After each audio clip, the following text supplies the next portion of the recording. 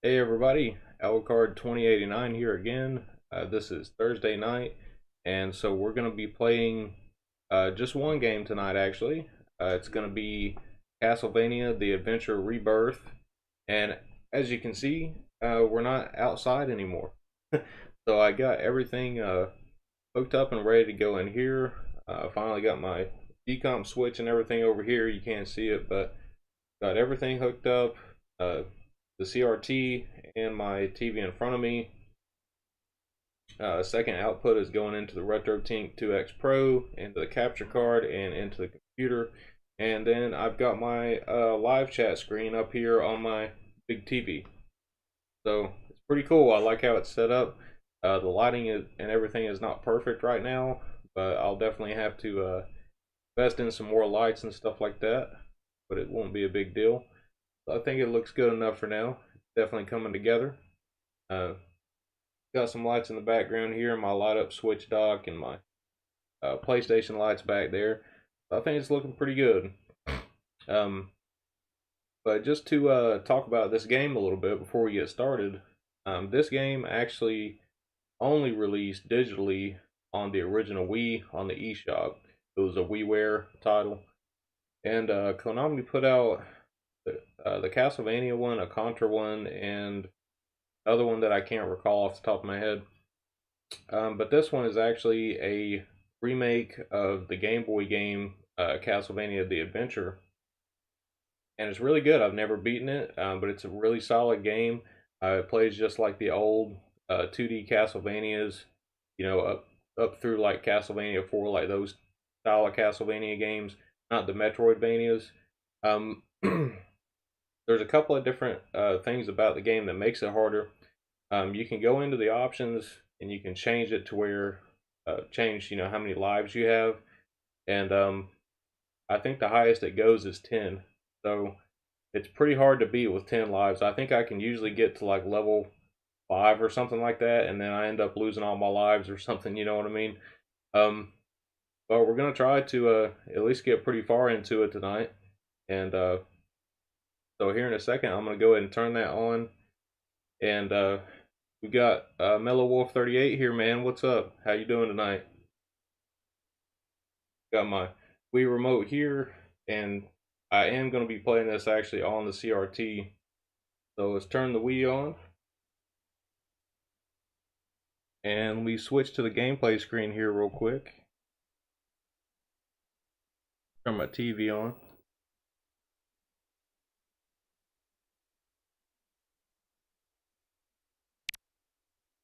And I've got this hooked up with component.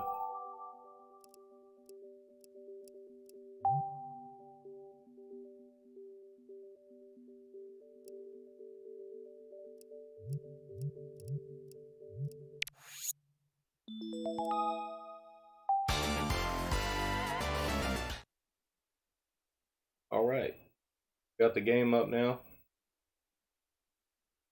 Mellow Wolf says, pretty good, man. Just chilling, playing Final Fantasy 15. That's cool, man. Yeah, I haven't really been playing a whole lot today. I just kind of, or no, I did. I played some Hokuto no Ken earlier on the PlayStation 2. And I played this game just a little bit, just while I was getting the stream set up, but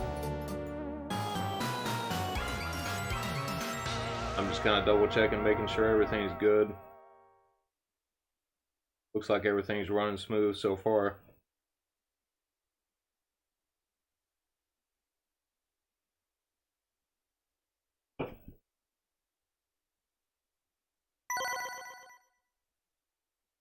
Alright, and so I'll show you the options real quick too. See the player lives, you can only go up to 9.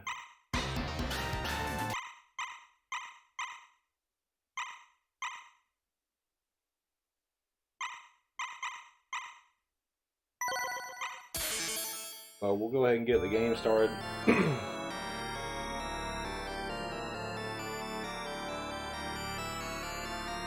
A little bit of it sort of reminds me of a little bit of Dracula X Rondo of Blood. Just because it has like, the classic gameplay style, and it has keys where you can unlock certain doors stuff like that too.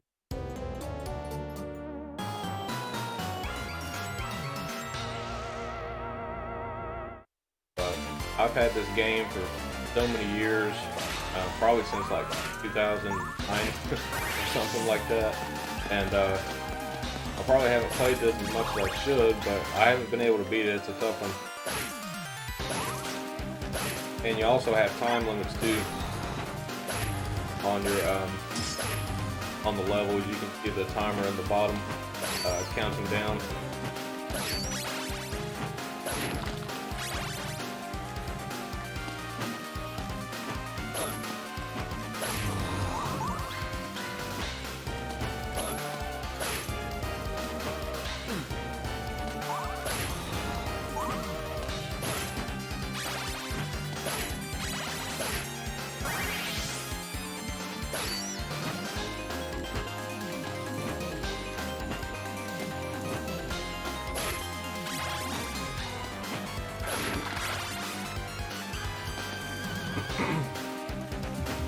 But I love the graphic style in this game, like even this part right here, you know, where it's got the moon and the colors they use, the color palette they used.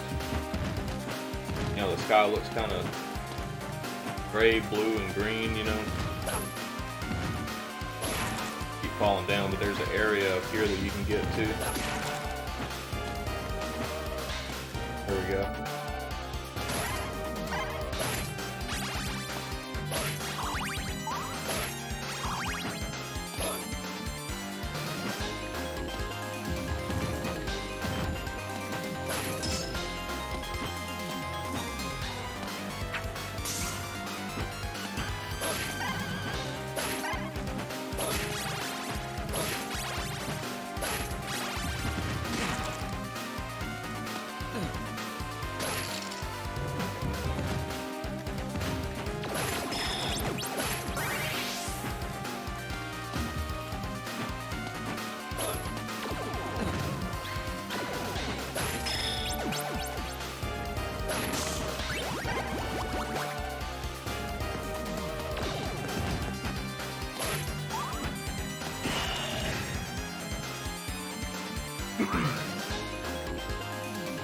Oh, it says Symphony of the Night still my favorite Castlevania. Yeah, it's probably my favorite too, man. I really love that game. Always have.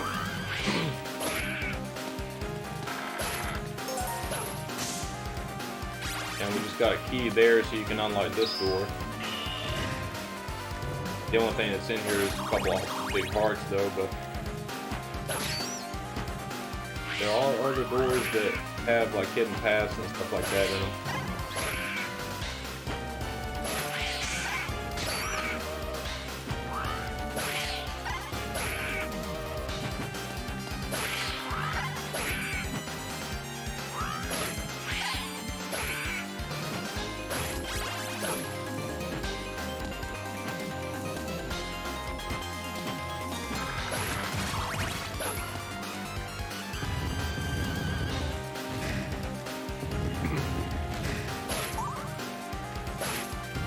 Alright, and I think this is the mid-boss here.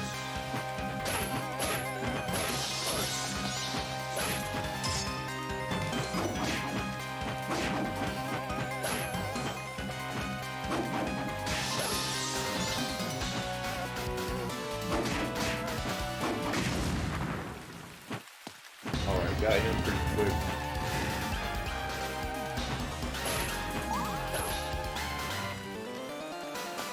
And there's another light door there. You know, I don't know if I did this before. Maybe you can save the key you pick up before then and actually go through that way. Because I don't know of any other keys in this level.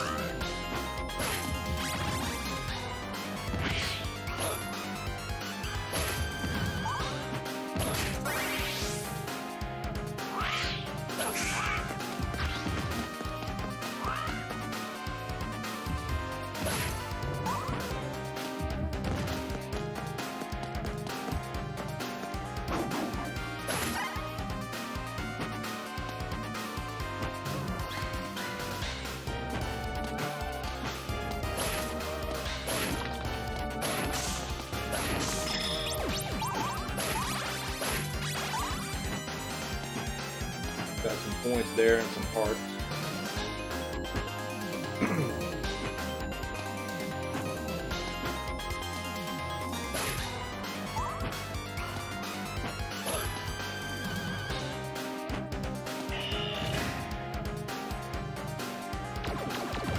Brandon Wallace is here. What's up, man? He says, "Whoa, your backyard looks a lot different." Yeah, man. I finally got everything set up in here now, and I'll probably still stream outside some, especially for the Tate mode stream, because I can't put my gaming monitor into here.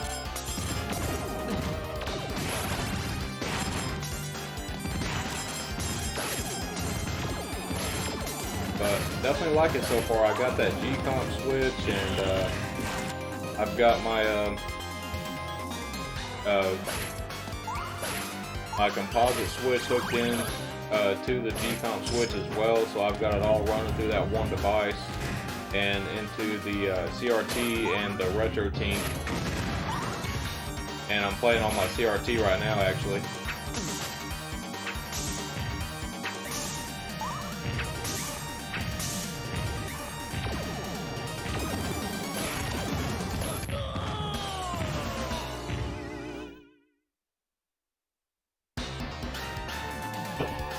Alright, first death of the night.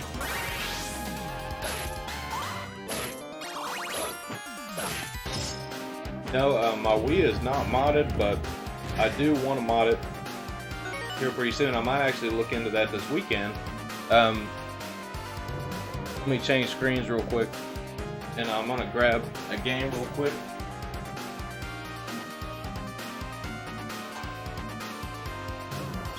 So,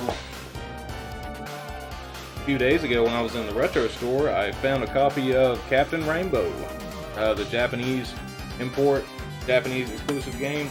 So I really want to mod it so I can play this and some other stuff. But I don't really know how hard it is to do, and hopefully I don't like brick my system or something like that. But yeah, I need to mod it.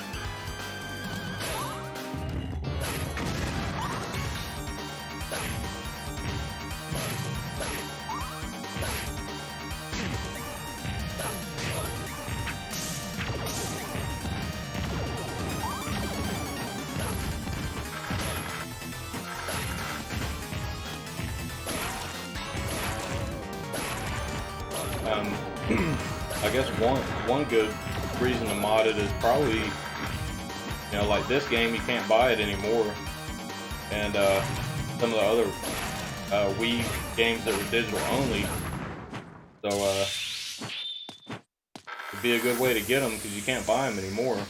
I just download the ROMs, put them on there. Because I know that they had a Contra one, and Konami put out another one too, but I can't remember what it was off the top of my head. I know they had this game and a Contra remake.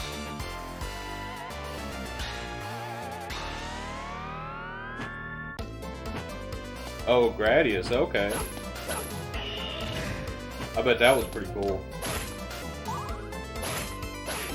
Yeah, I'll definitely check into it, Brandon. I've got you in the Sorrow Discord too, so if I have any questions, man, I might hit you up on that. I've been thinking about it for a bit. I just haven't got around to it, but this weekend I'll have plenty of free time to mess around with it.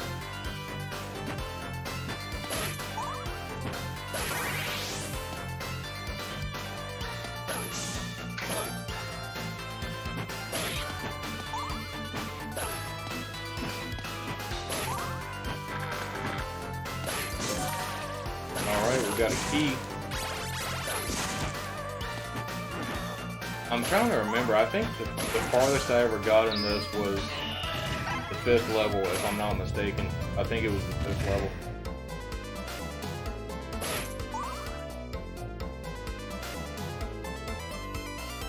And see, I guess, instead of right here, this would be another secret room you could get into, because yeah, the bridge door dropped down. Well, if I wouldn't have hit that switch, I could have jumped down and went down that path too.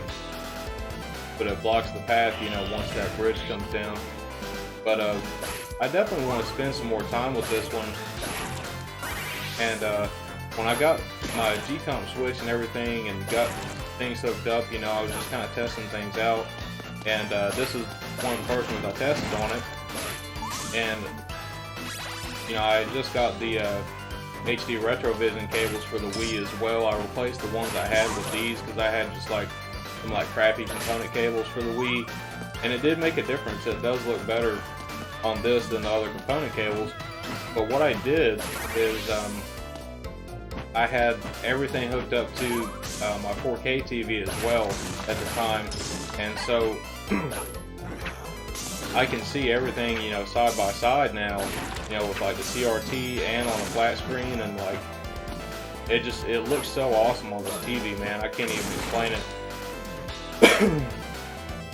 It does look good on the flat screen, but you know, it seems like it's got a lot more like sharpness and detail and stuff like that on this CRT, and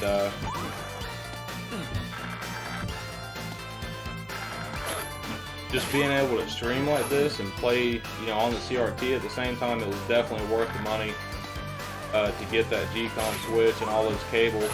I'm still actually waiting on some, and I was actually trying to do a video about it too, but I ran into some issues, and I don't know if I'm going to make a video now, but I've still got some of the footage.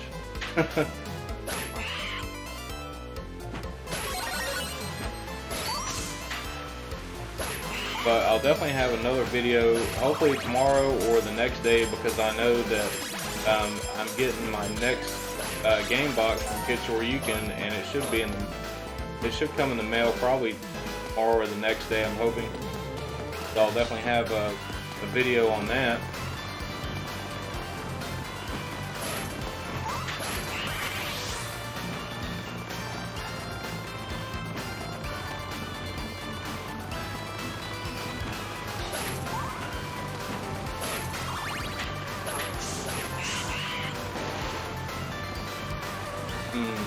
I wonder if I should save the key, because there's probably not anything really that useful in there.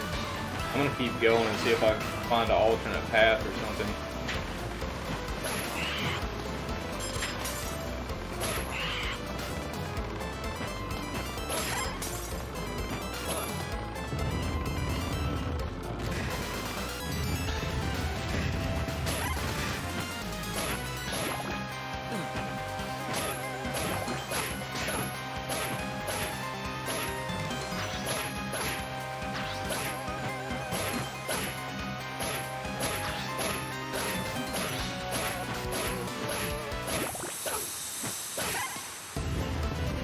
Alright. Getting to it pretty good.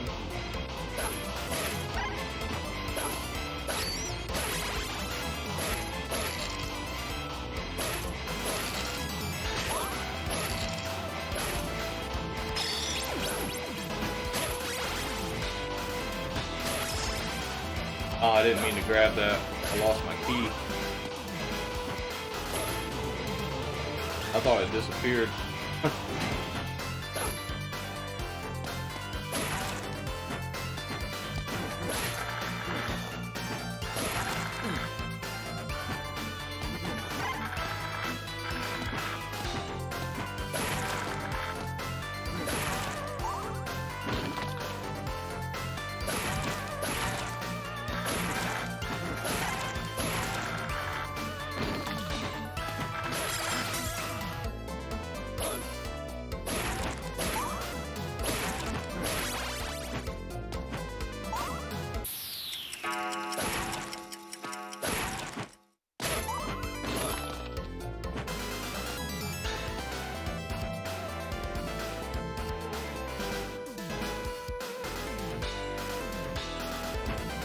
I wonder if you can make this go up or down. Elevator.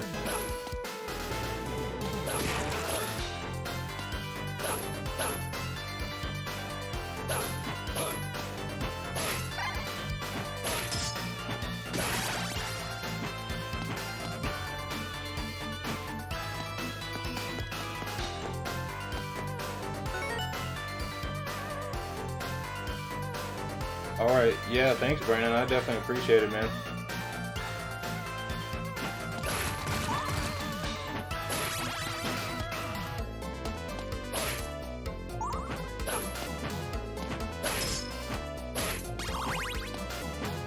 You know, one thing I kind of wish about this game though is I wish the power-ups were kind of like most of the other Castlevanias. Like you could, like say if you have, you know, there for a second I had the cross and then I picked up an axe. Well, it's like the cross goes away and you can't like pick it back up if you don't want the cross.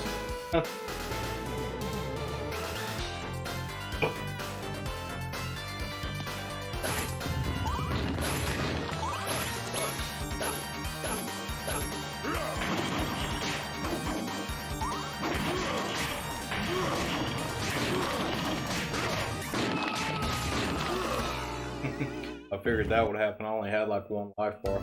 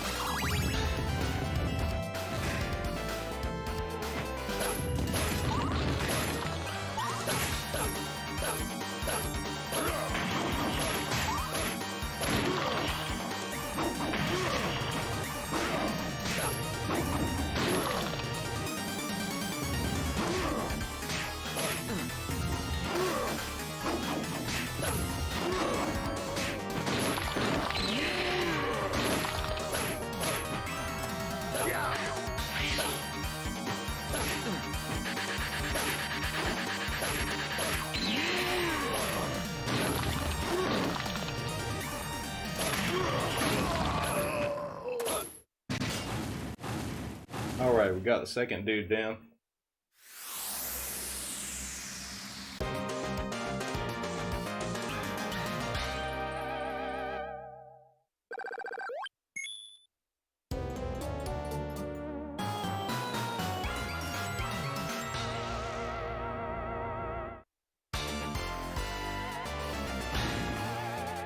Now this is where the game starts getting pretty hard. Love the music in this level.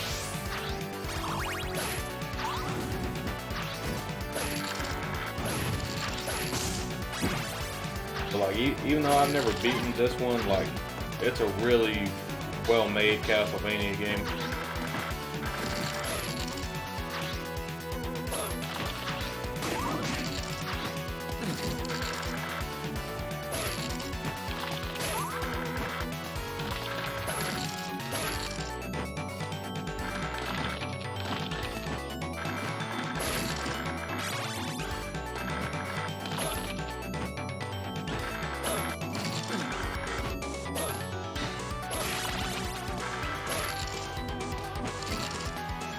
And these levels too, like, you kind of have to play them a little bit to get the, you know, like where you're really supposed to go, because a lot of this stuff will just like distract you and take time away from the plot.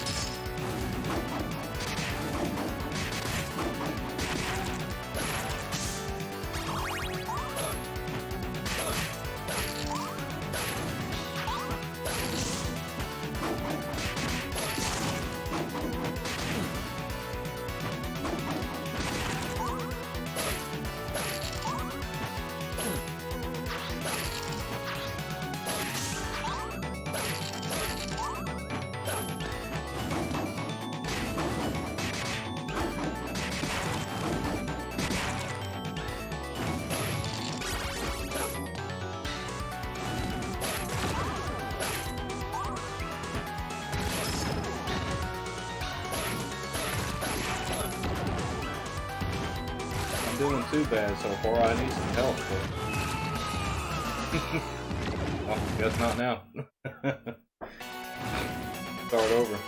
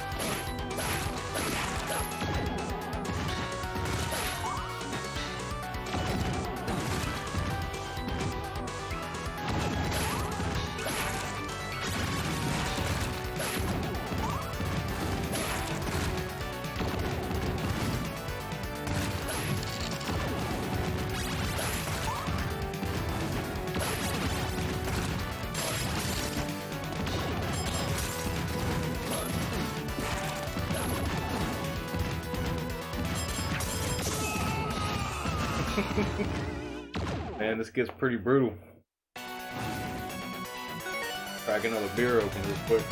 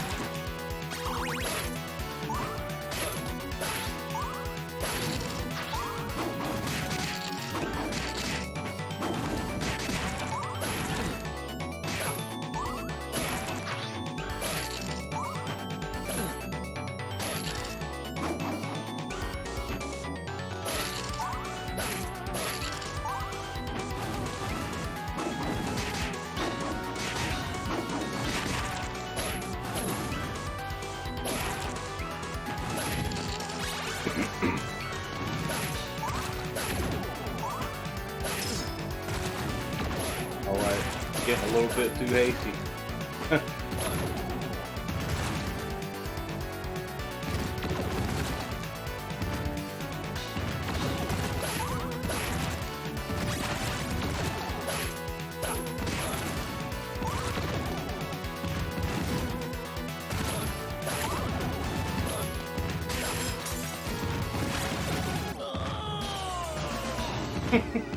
Well, I ran right into that one.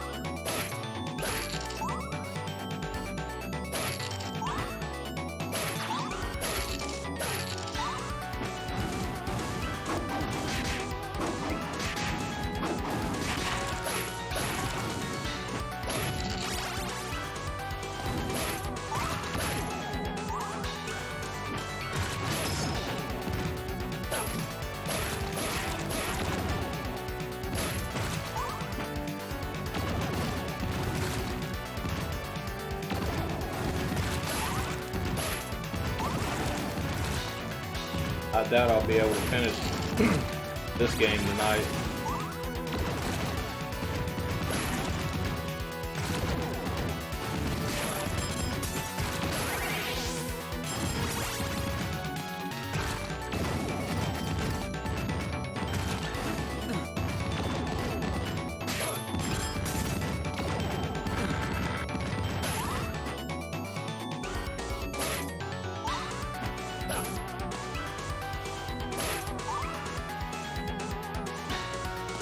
Finally got past that part.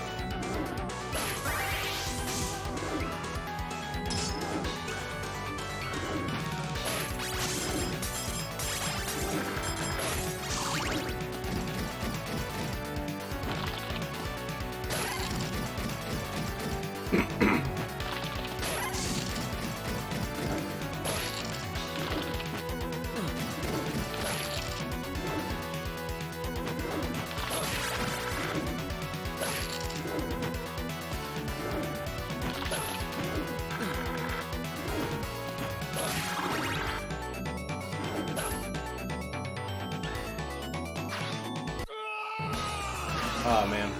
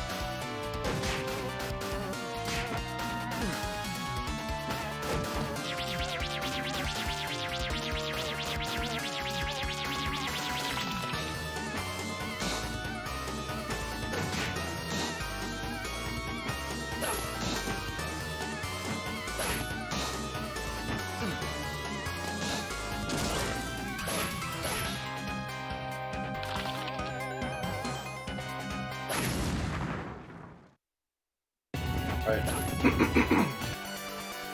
We got the mid boss, now I gotta get the rest of the way through the level.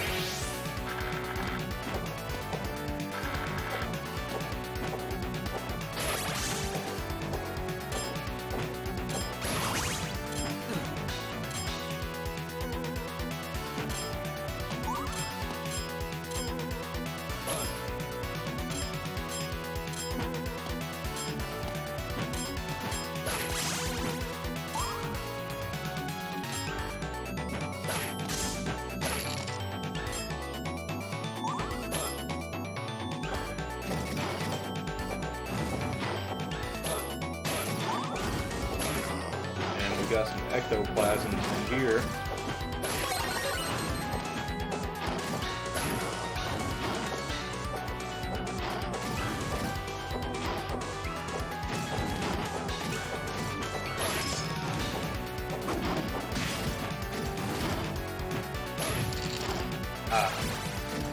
Fell down.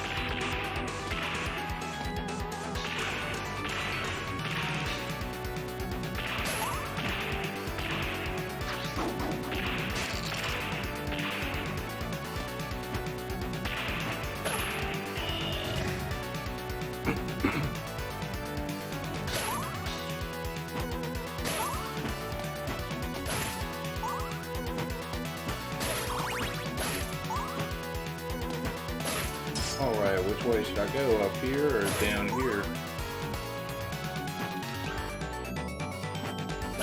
Oh, I guess you can't go that way? Oh, weird.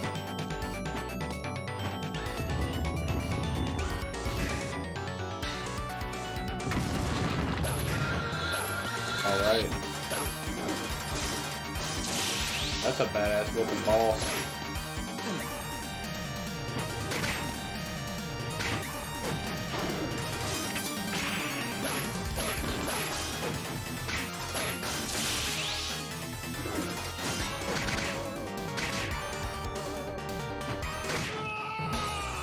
Oh man. Well, I'm right here at the boss room, so that's no big deal.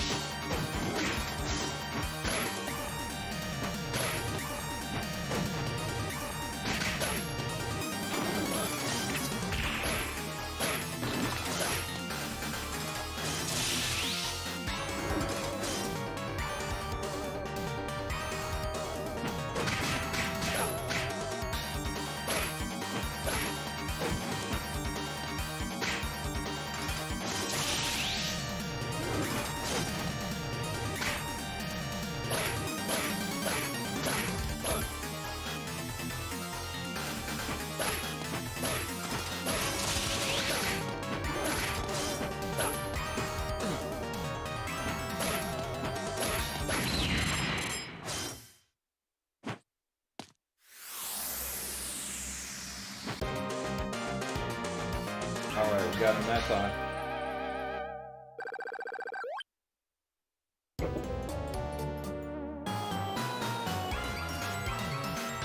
And I've only got 3 lives left. So I don't know if we're gonna beat this level.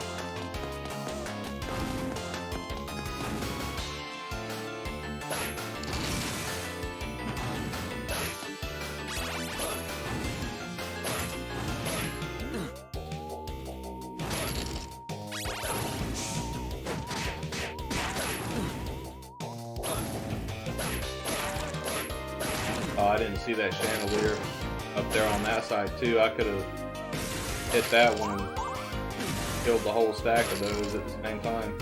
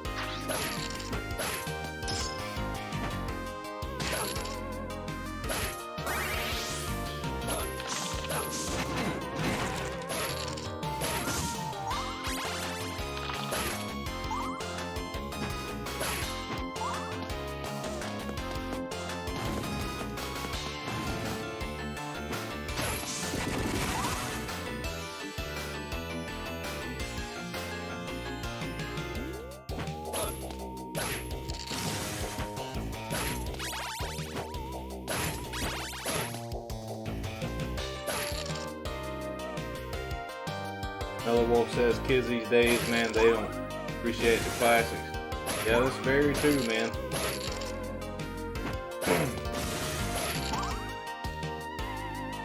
I'm sure there'll still be a few that, you know, try to keep it around, but the vast majority of them don't really care.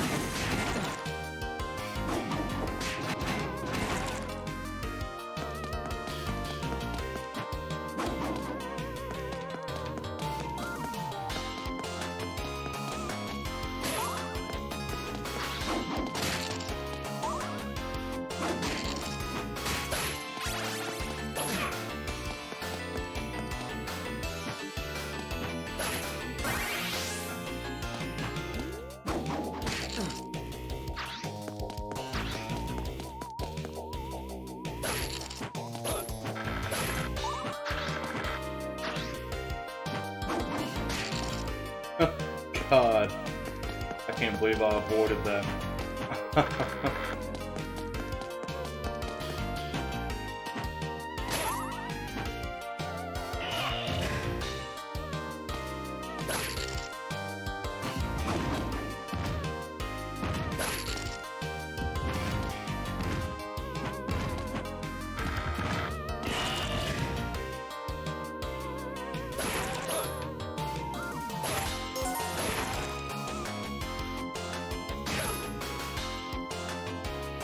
That kill me. Ah.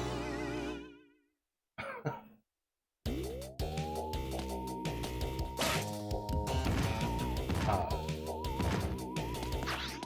Yeah, well, I guess he ain't gonna do me good now.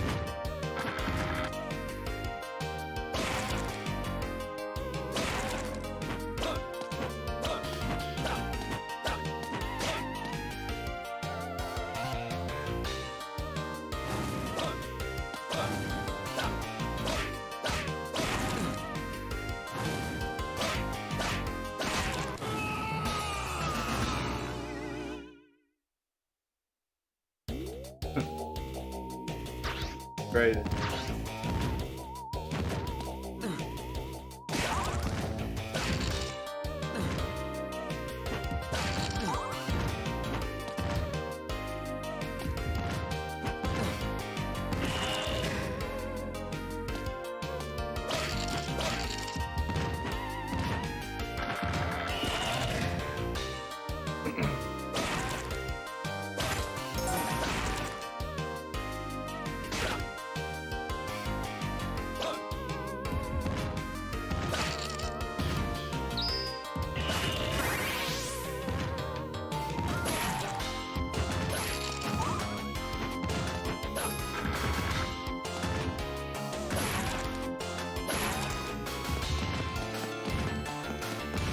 Hey, Reluctant Heroes here. What's up, man?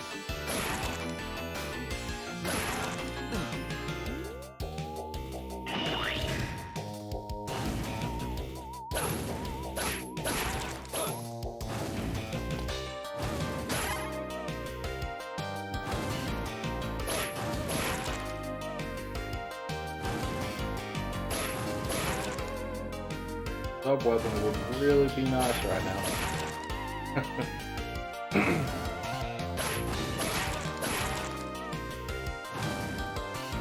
I don't know if you died, if you fall in that hole there or not. Oh my god. Oh, and that's game over. I ran out of life.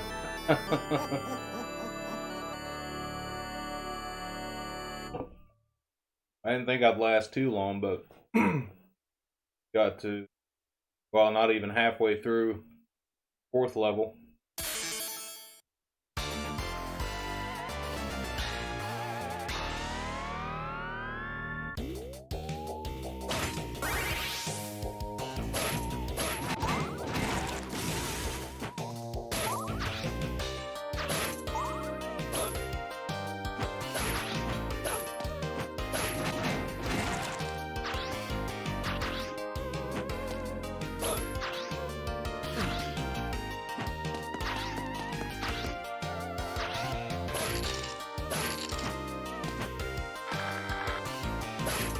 For some reason, I was thinking that once you lose all your lives, you start over from the beginning.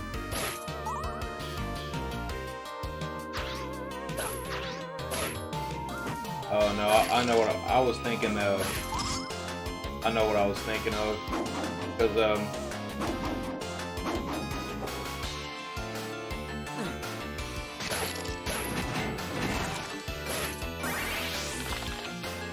I used to remember thinking, like, I wish that it had, you know, some kind of save state or something you could do so you didn't have to start the game over like every single time you play it. But at the same time, though, I guess it kind of does make it like, you know, classic Castlevania games.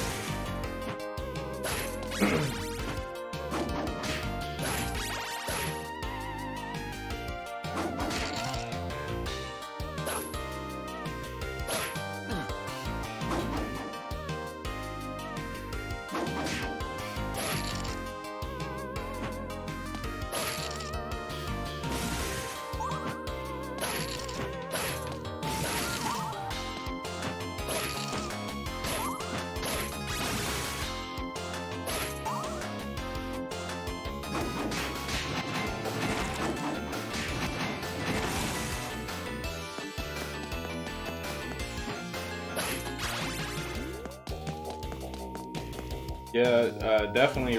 Reluctant Hero says, it's too bad there's no legit way for folks to play these again. I'd easily buy these again. Yeah, I would too. I mean, if they, you know, came out with ports of these on, you know, the Switch or another console, or I'd definitely buy them again.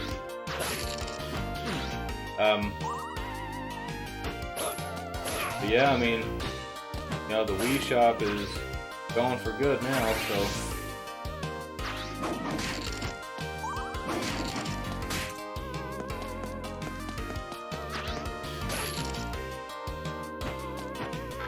I'd say Konami probably doesn't want to put the effort in to port these, most likely.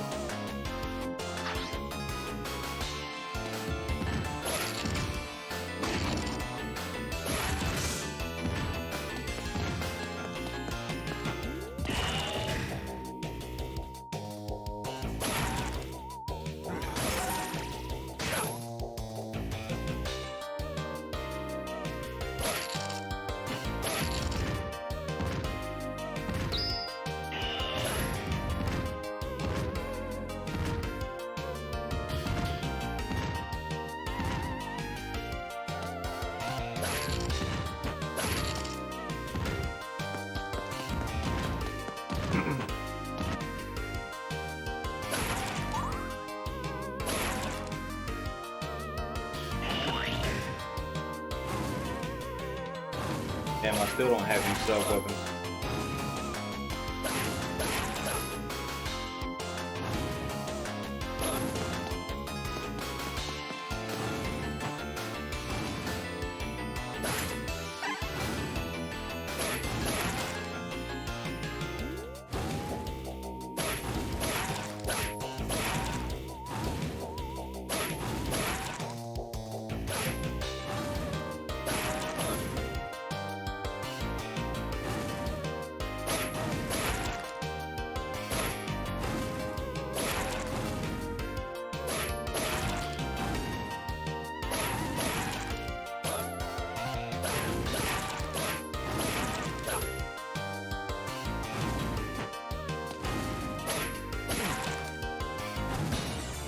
Damn.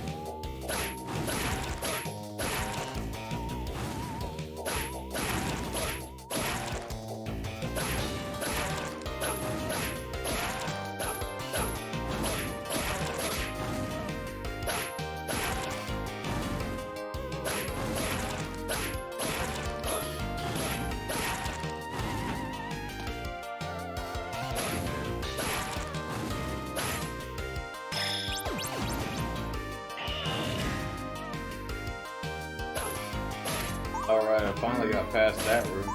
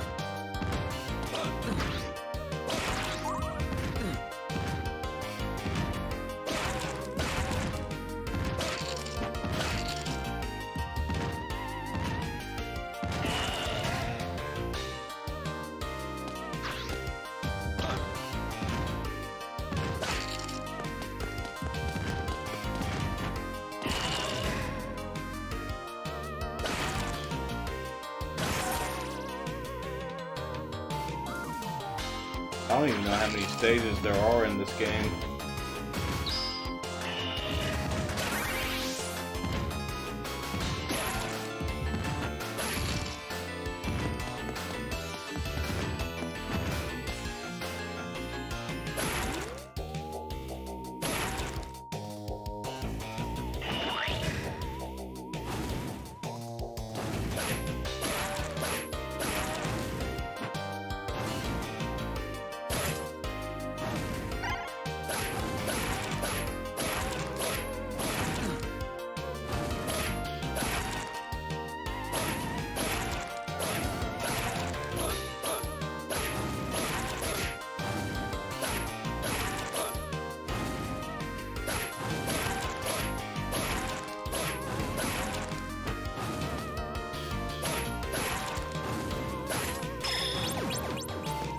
Go up here first and see crawls up here.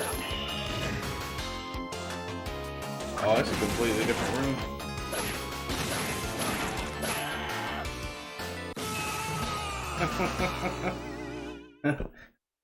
Yeah.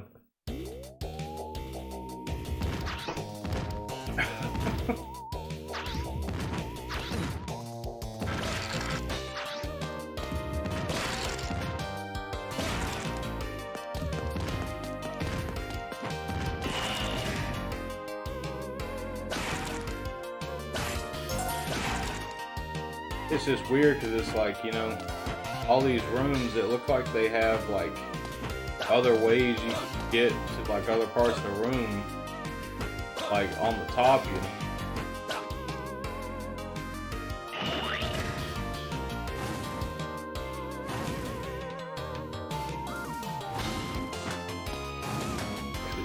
That brought me out that way.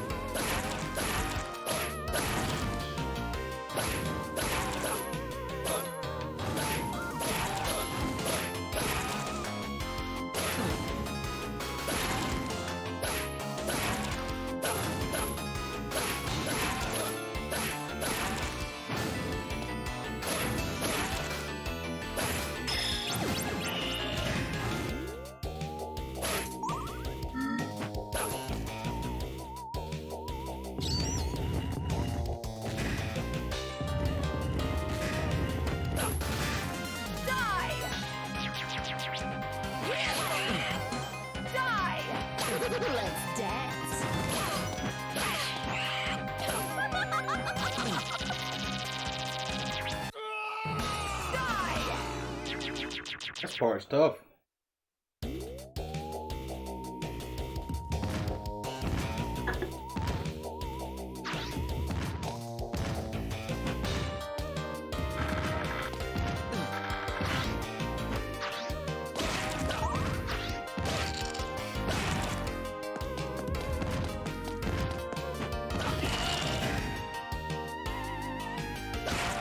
Like, I'm trying to understand, like, how do I get up there?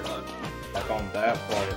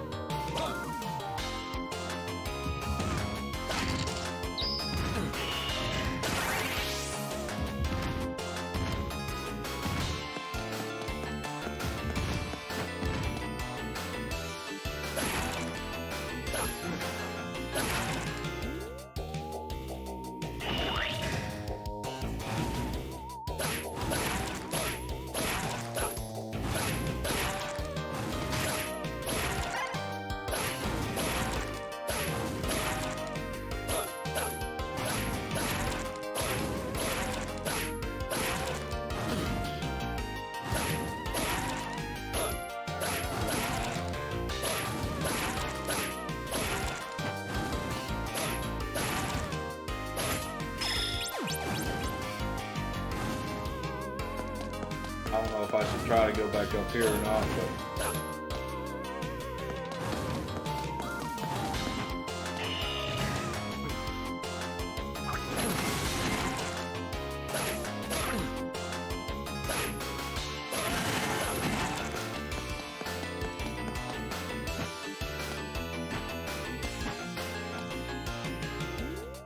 I think he did come out that door.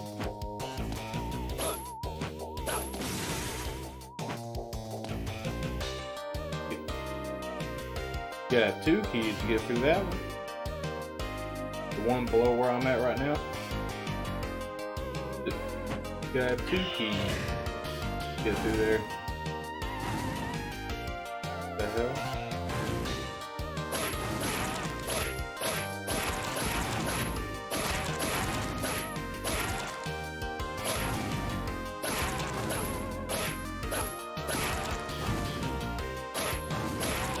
I know I have beat this level before, I just don't remember all this stuff.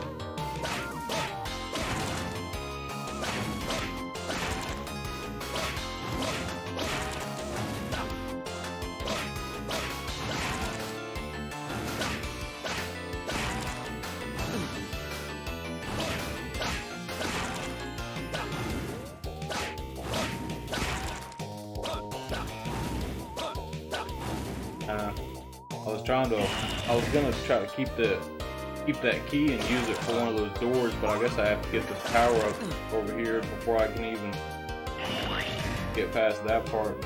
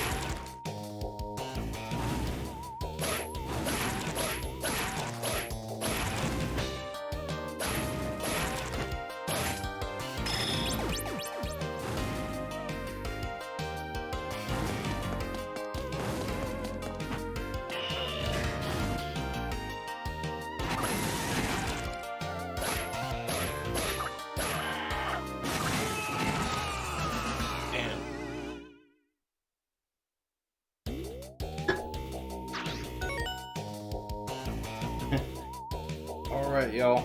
I think I'm gonna take a quick break, and I'll be back here in a few minutes, guys.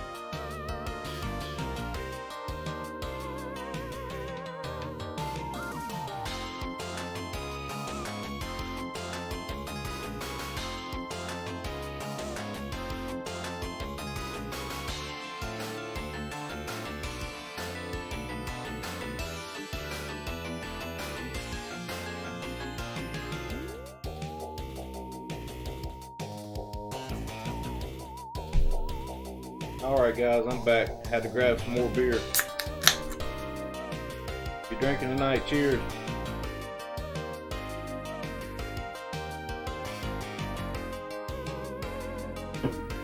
Alright, get back to it. See if I can beat this dude.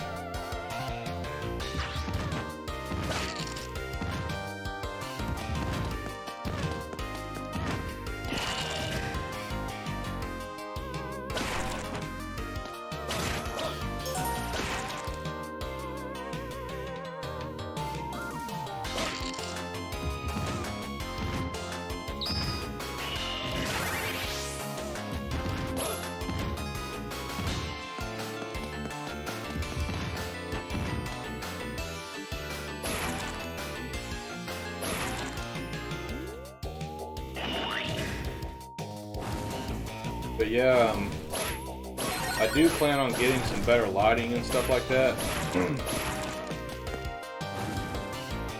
in here. And I've just got the one ring light in here right now, but behind me here on these game shelves, I'm thinking about getting the RGB LEDs and putting them all around the borders here, so it'll look pretty cool in the background, have a bunch of neon lights and stuff.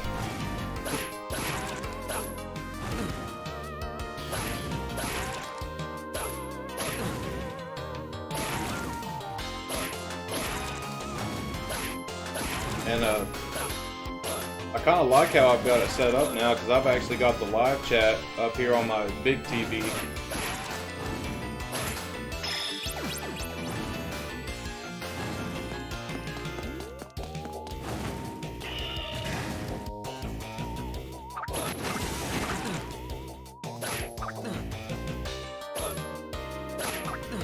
And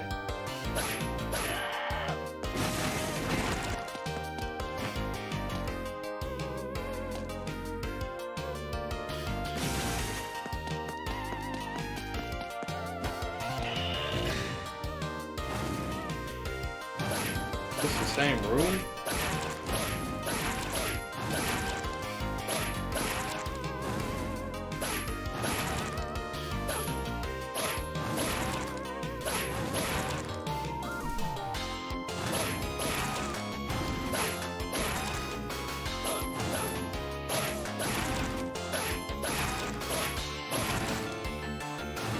Oh well, I fell down the hole. Man.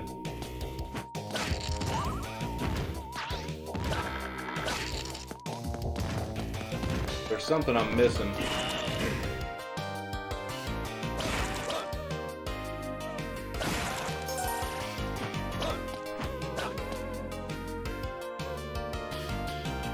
I really don't even understand how I'm supposed to get up there.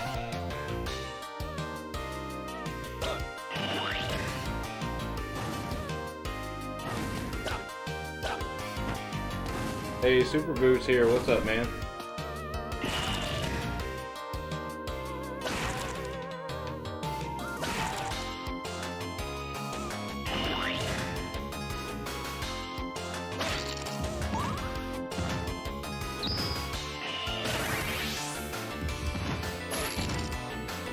Definitely something I'm missing.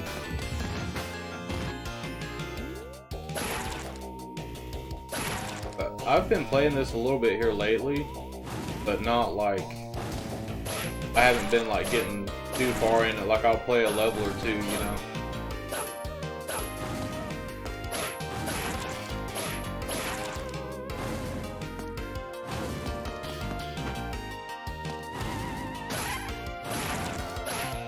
But yeah, this is still one I've never been able to beat. I think, if I'm not mistaken, I think the farthest I've got was level 5, I believe.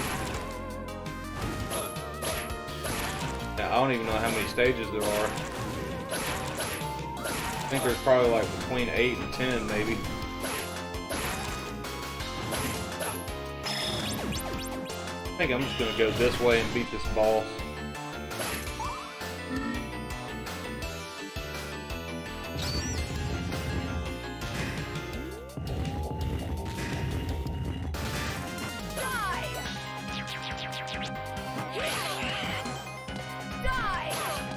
Let's dance.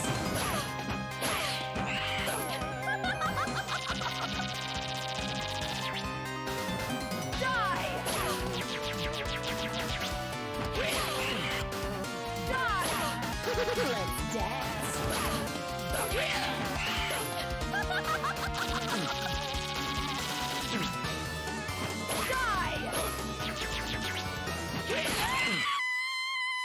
Finally.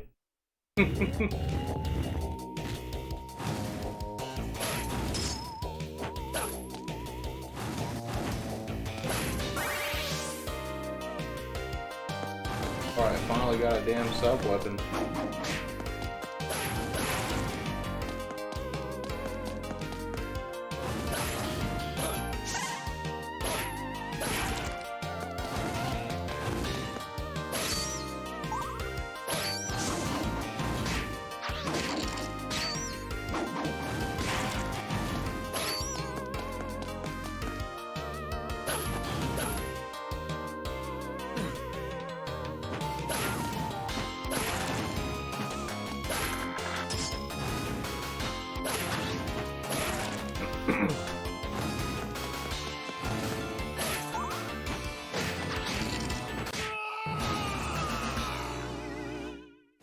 He must have threw a bone or something at me, I guess.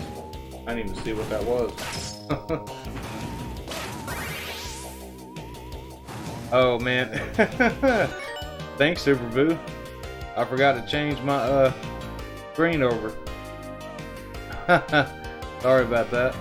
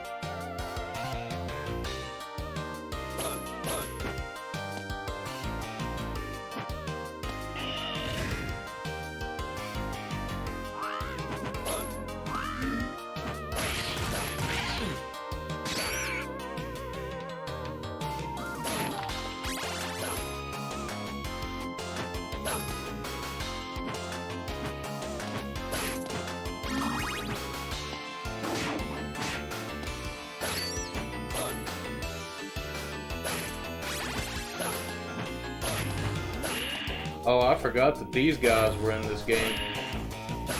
The big skulls.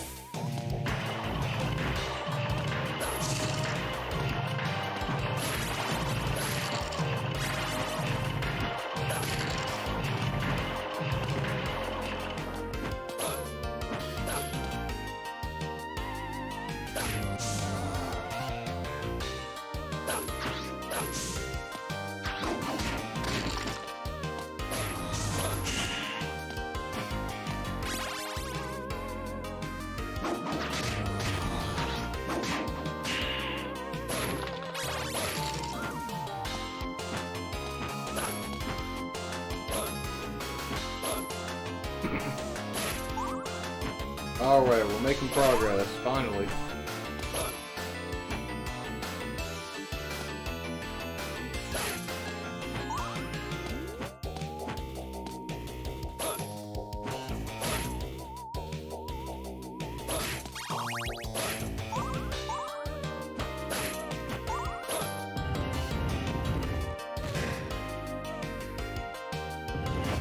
Alright, looks like it's boss time.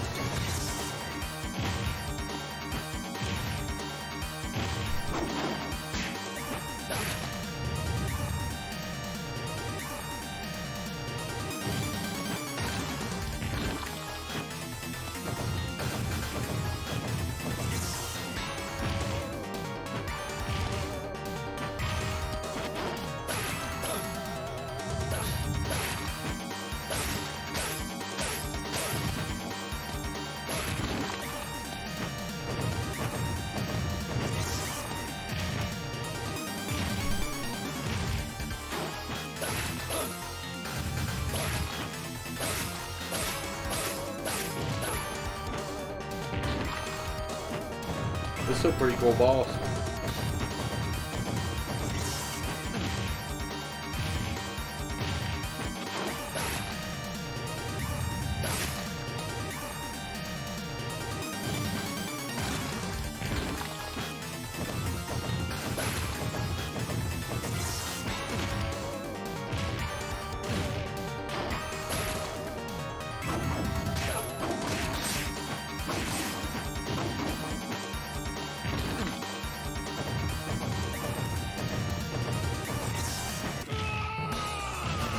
Alright, didn't survive that time.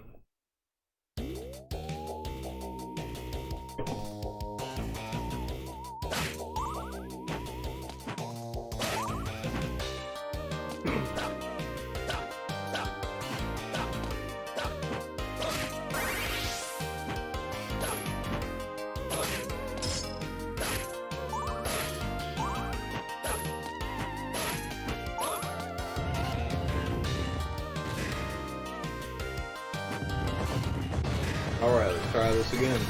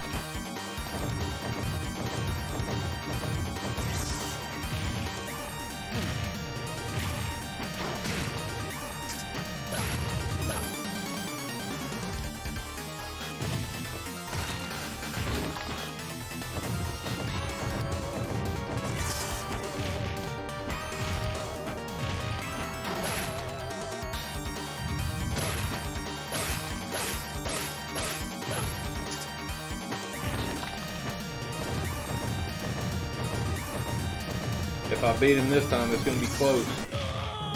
I figured I'd get hit again.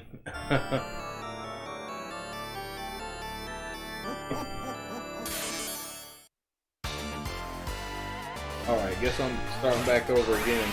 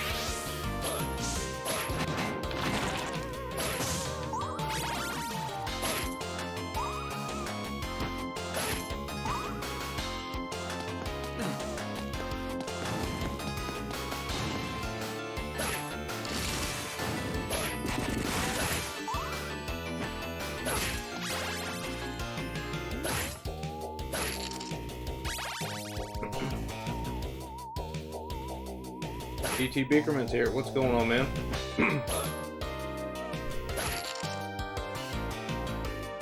Yeah, I'm inside now. Finally got my stuff set up in here.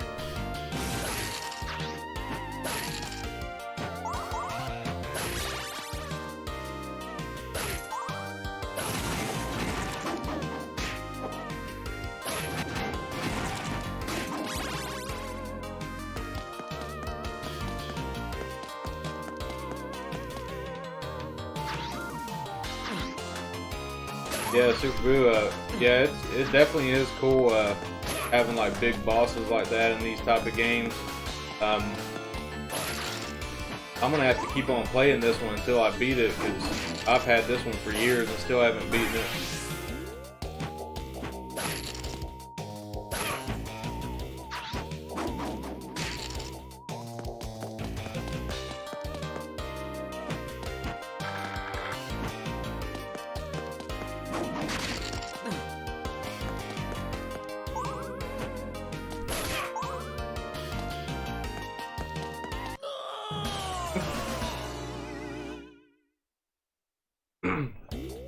Yeah, this one is Castlevania: The Adventure Rebirth. It is a remake of Castlevania: The Adventure on the original Game Boy, and only came out for the Wii digitally on the eShop. And yeah, I downloaded this one. It was probably back in 2009 or something like that. 2010 maybe.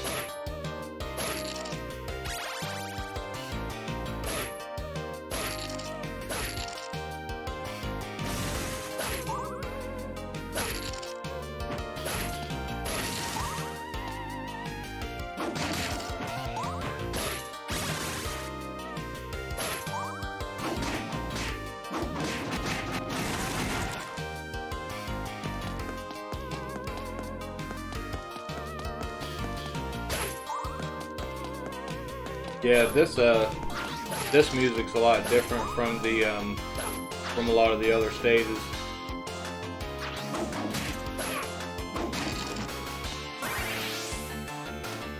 In the earlier stages, I'm on stage 4 now, but in the first 3 it was more high energy music.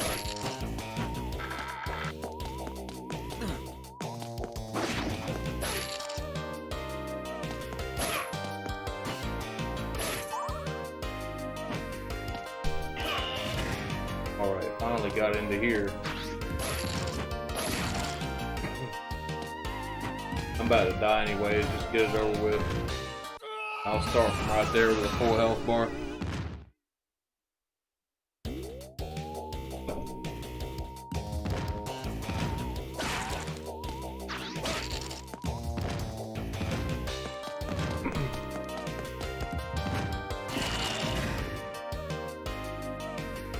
Yeah, GT Bickerman, you may have to download a ROM for this one because you can't actually buy it anymore.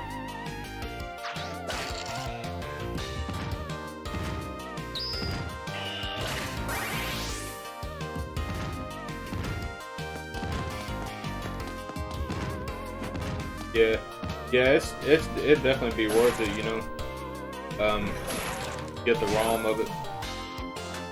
I actually want to do that myself. I want to get the Contra one and the Gradius one. That's the one I couldn't remember earlier until Brandon said it was Gradius too that they put on the Wii, the Rebirth one.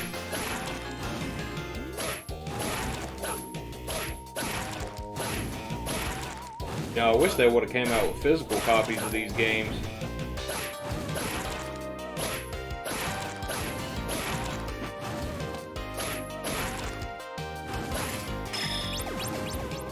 But you know, I mean, if you really think about it, it's kind of like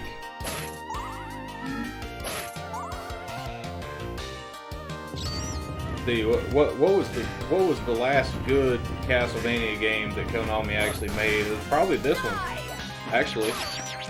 You know. Let's dance.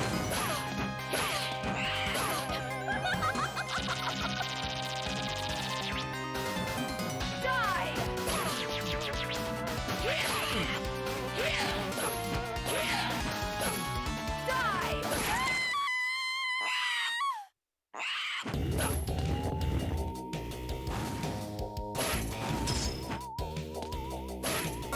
Now I know that a lot of people aren't fans of the Lords of Shadow games, but I really liked the first one, and the 3DS one was pretty good too. I mean, it's not the best Castlevania, but it's still good though. But the second one really disappointed me.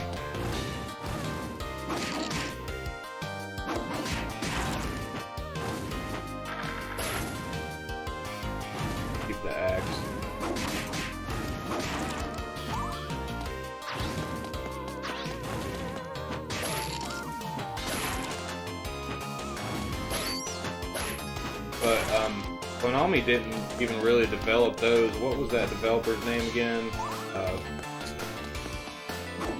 Mercury Steam? I think that's what they were called.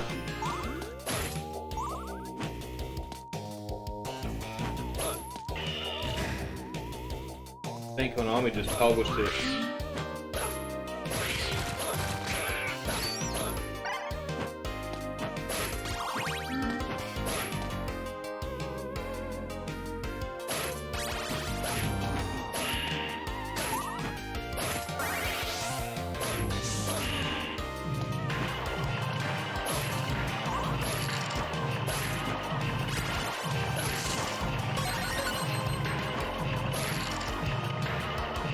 Oh shit. I don't know how I fell through there. Yeah, Super Boo, you're definitely right. They could definitely re-release this, man, on the eShop. I mean, they probably have to port it, I guess. But that's another thing I was talking about earlier is Konami probably doesn't even want to put the effort into it to re-release this or anything. But who knows, they might. I mean, we did get, you know, the arcade collection on the Switch, and what was the other one? There's two of them, I believe.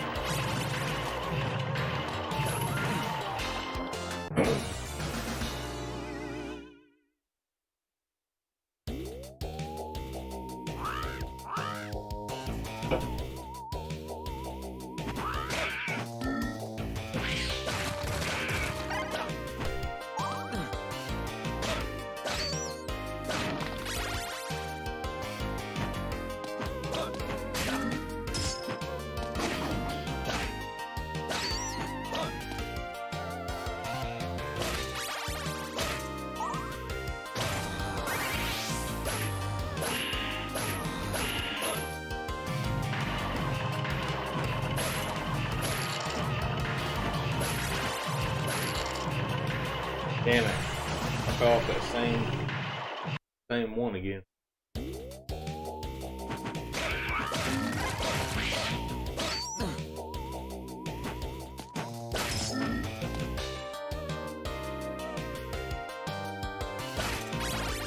Yeah, exactly. GT Bickerman, they'd probably say they lost the source code or something. Or it'd be something, I'm sure. You know.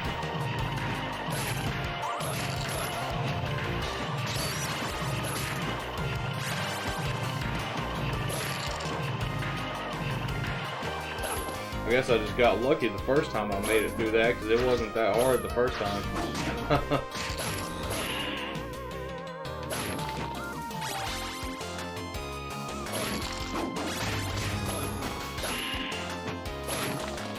Ooh! How did I miss that before? I thought I jumped up there and hit that last time. Alright, and I'm keeping my axe.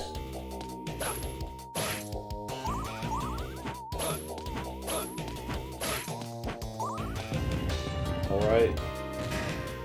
Try to beat this boss again.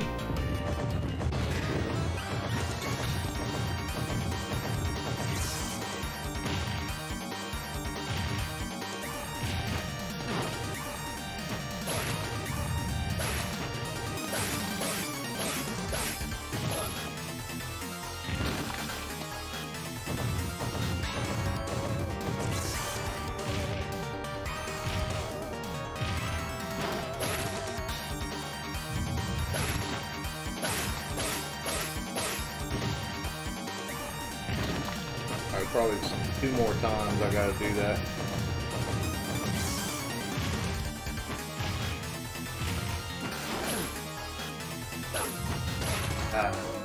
Trying to hurry too much to get up there.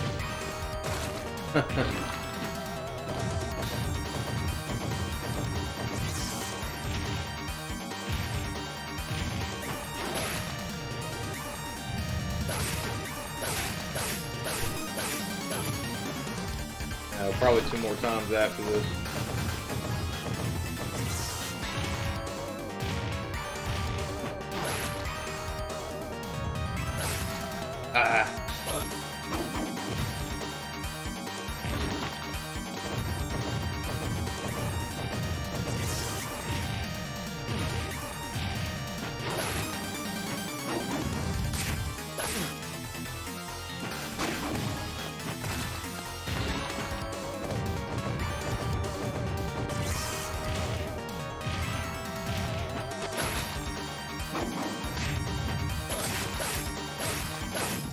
All right.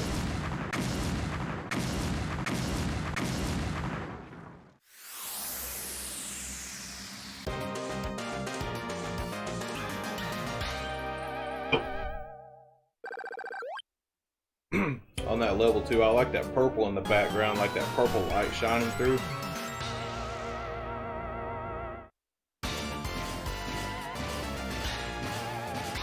Was it this level or was it the next level I kept on getting stuck on? It's been so long since I've played this and actually gotten this far in it.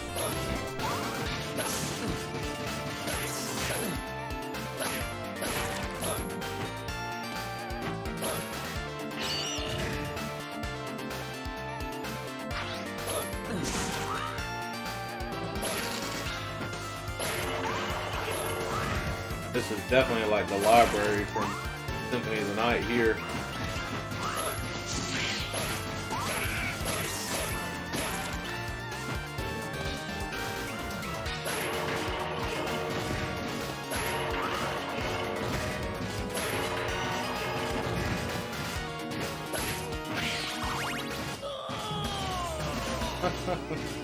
Man.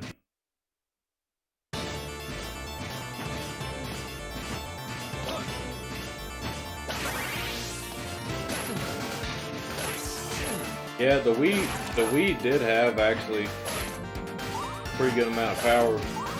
I mean, it's basically damn, I died quick that time, didn't I? It's basically like a souped up GameCube, you know.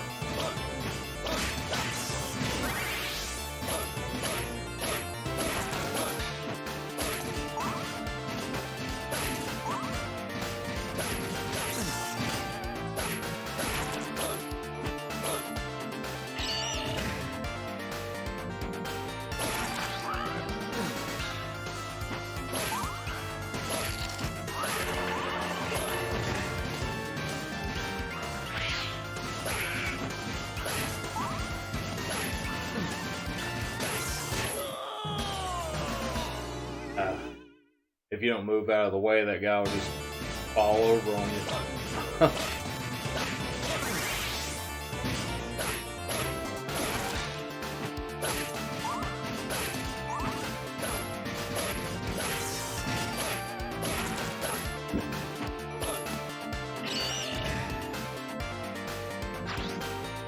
Hey, Mellow Wolf's back. Yeah, thanks, man. Yeah, I got this jacket probably a year ago. The only thing that sucks is it shrunk up on me. It used to be actually a lot longer, but been trying to find another one.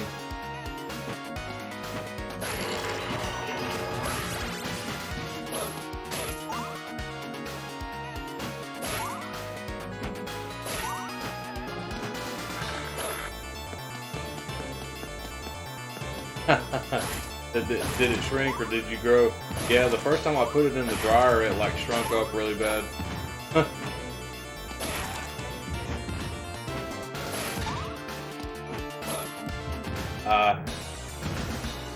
some reason I thought that chandelier thing was gonna fall down on me.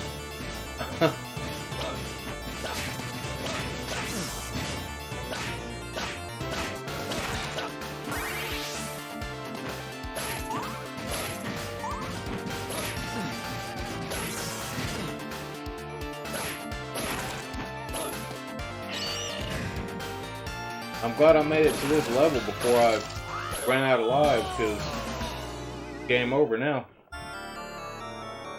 So at least I can start at the first of this level.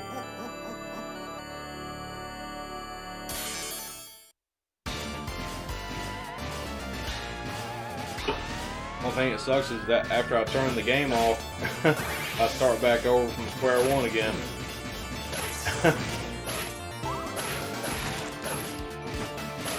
You could probably emulate this on the Dolphin emulator or something like that and have save states.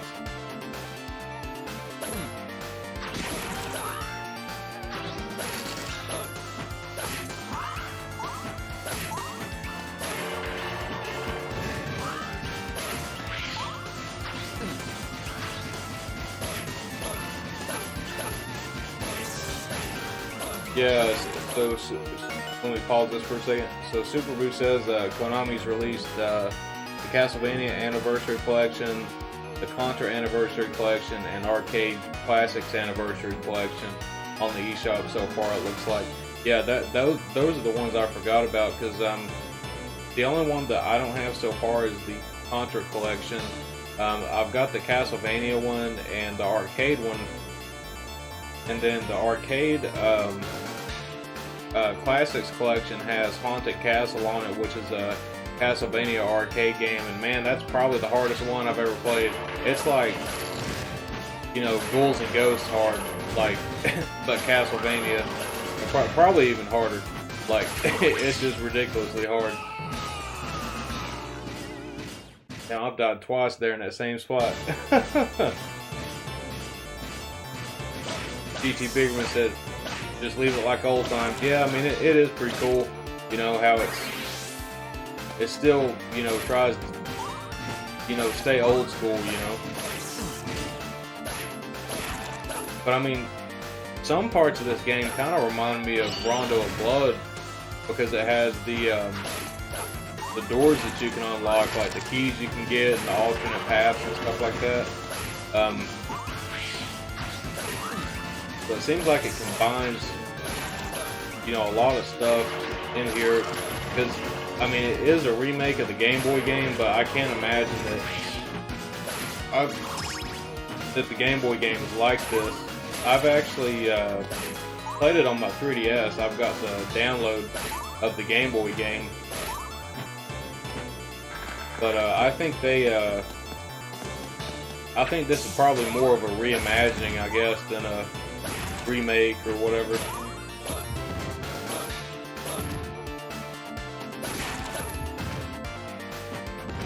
But now the Castlevania, I knew one of them was going to come down. That's why I jumped back the last time. I ended up falling down in that hole, so it's the second one. Okay, I have to remember that now.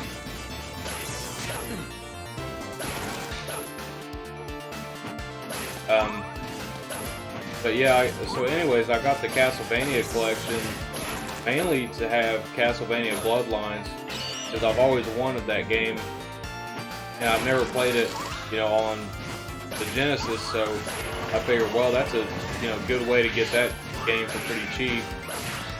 And then it has the Kid Dracula games and stuff like that too, so, you know, definitely some good stuff on there, on that collection.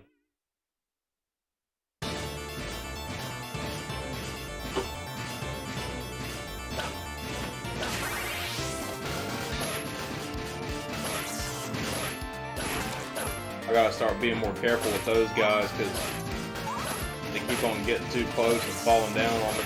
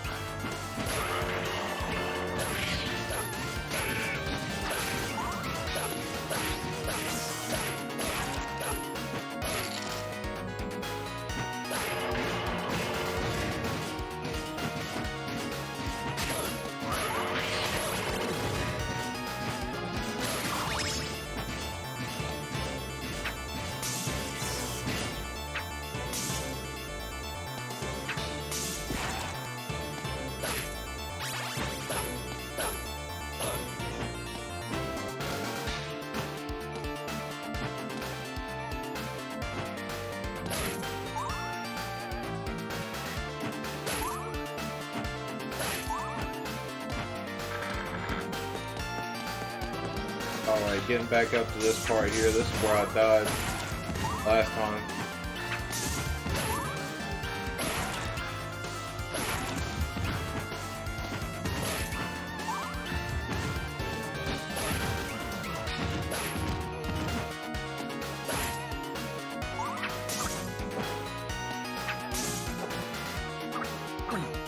Ah.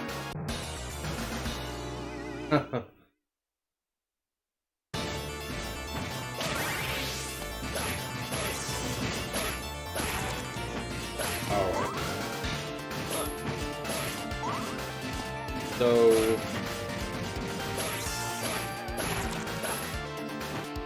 Trying to think.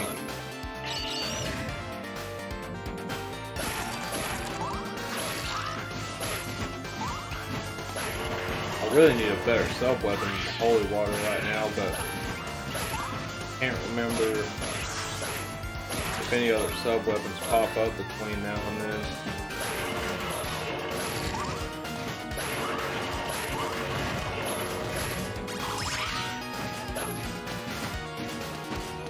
Guess not.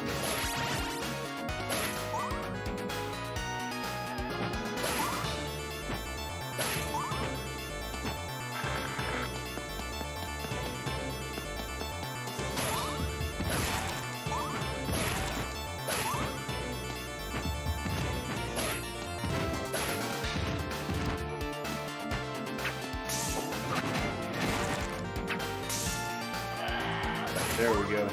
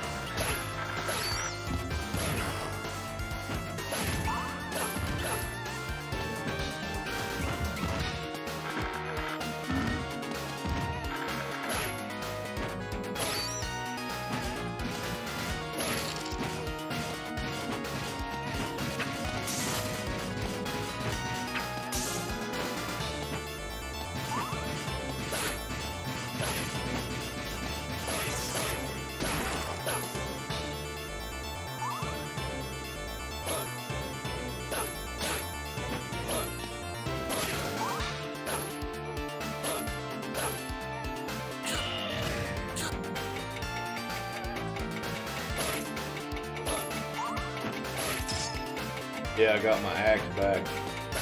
Alright. Well, I wanted to.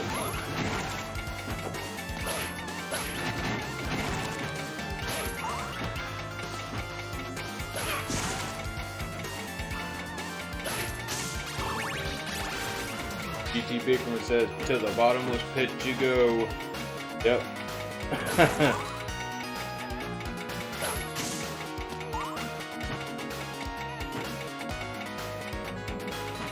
I love the hell out of these games, man.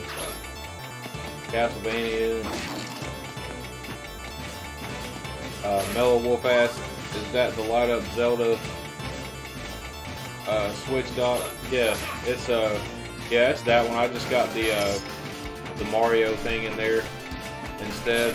I like the Zelda one. I just think the Mario one kind of has more personality, I guess.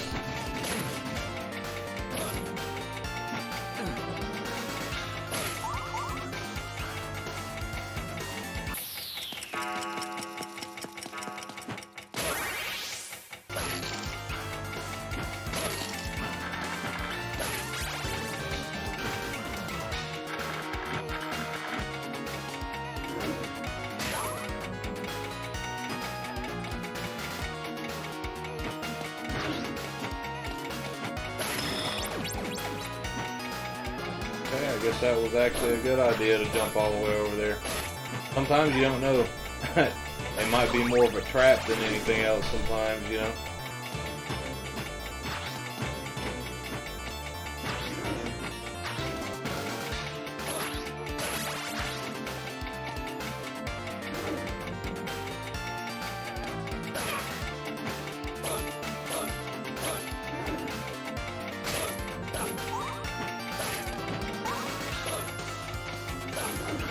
I figured there'd be some secrets in here. There usually is in these clock tower areas. Unless I missed something.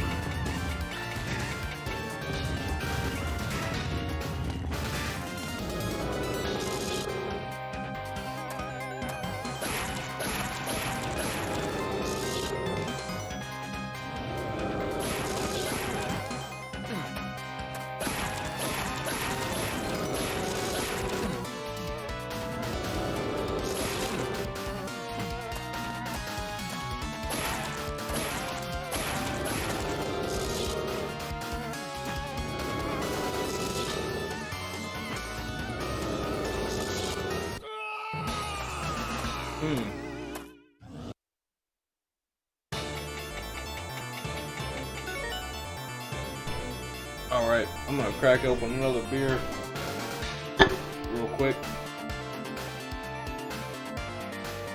Alright, got 3 lives left.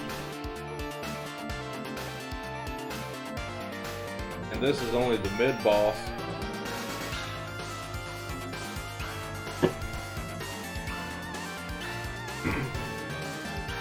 Of this level. But now that I think about it, because this is stage 5, so I know I beat this one. It was stage 6 that I had so much trouble with. I don't even think I could get past the mid-boss on stage 6. But that was years ago too. That was years ago when I got that far in this game.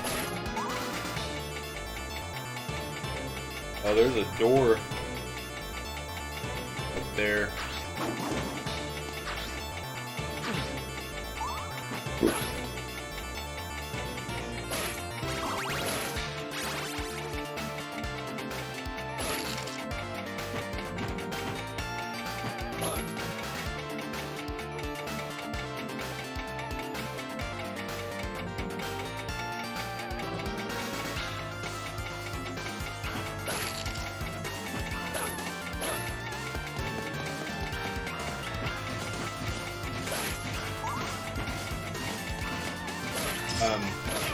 Just started thinking about this, where you had mentioned the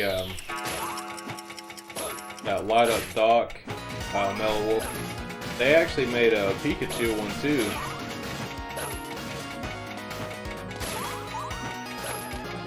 And I remember seeing some YouTube videos.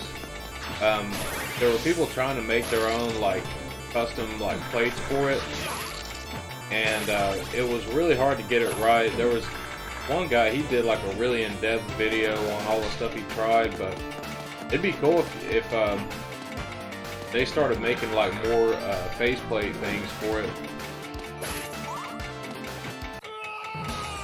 Oh shit, I didn't even see that thing because it was behind the HUD.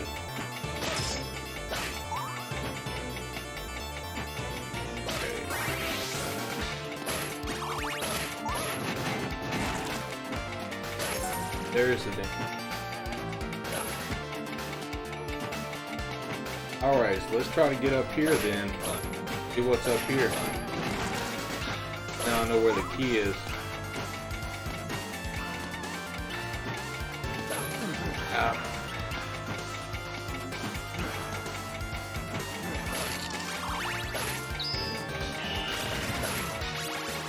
Oh, that was it.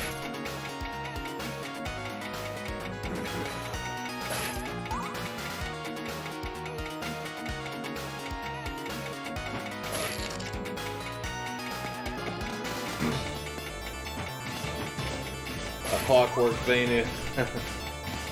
Yeah, man. You know, I've been thinking about streaming all the Castlevania games, like all the ones that I have, and eventually we will. I have all the Game Boy Advance ones downloaded on my Wii U. And I think I've actually got 1 through 3 on my Wii here too, I believe. I don't have the originals anymore. I've had those like off and on through the years.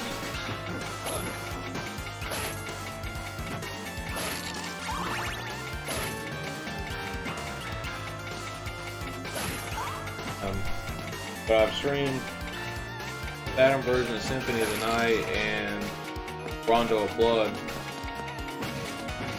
But there's a lot more that I haven't streamed.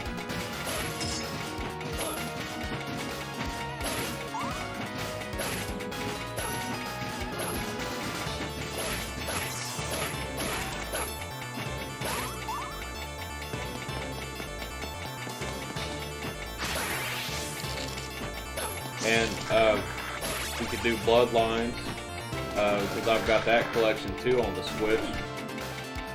Eventually I would like to get the real copy of that though, the Genesis version. I know the Japanese version of that game is like extremely expensive. It's just called Vampire Killer.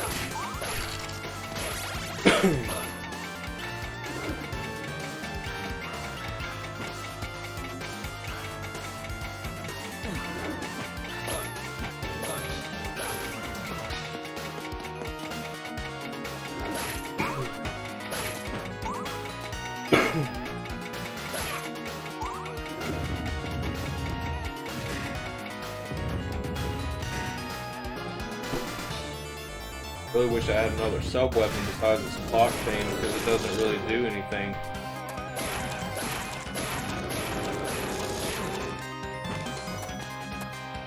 Not to this guy.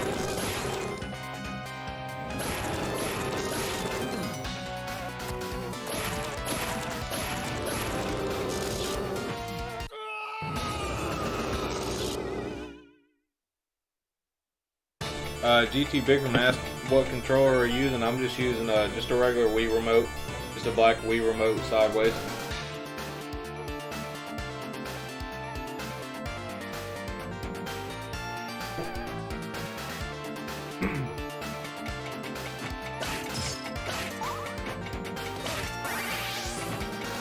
Okay, well I start out with the axe, then why am I grabbing the clock in the first place? I don't like the clock anyways.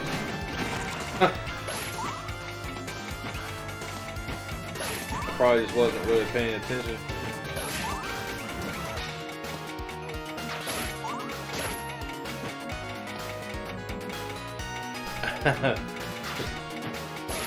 Yoda voice. GoPro controller. Crazy rock. Ah, damn it, I did it again. I just talked about that. About not picking up the clock. Okay, so that's where it is. I have to remember that that's where I'm picking it up from.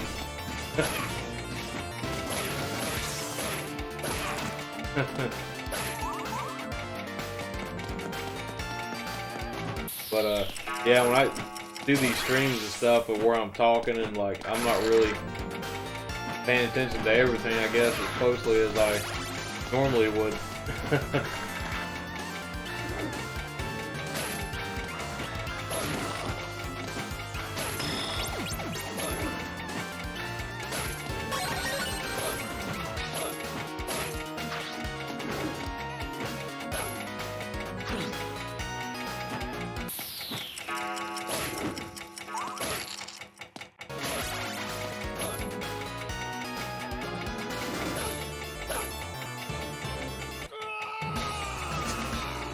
Oh, game over again. Oh no, I got one more. Okay. I thought it was game over.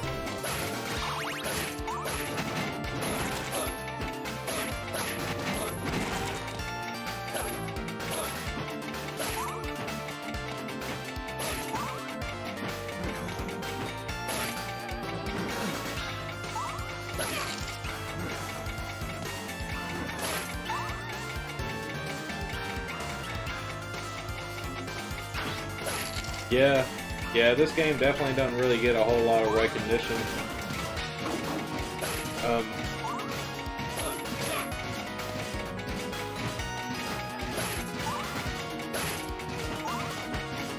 Back then, you know, you probably would have never even known about it unless you had a Wii and, you know, had your Wii online and everything and just had everything, you know, set up on it.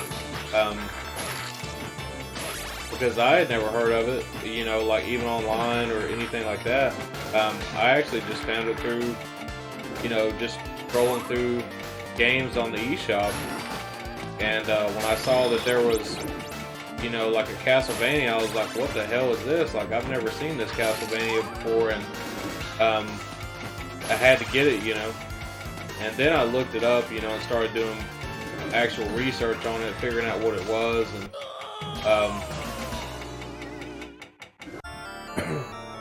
alright, now it's game over. But, yeah, I finally,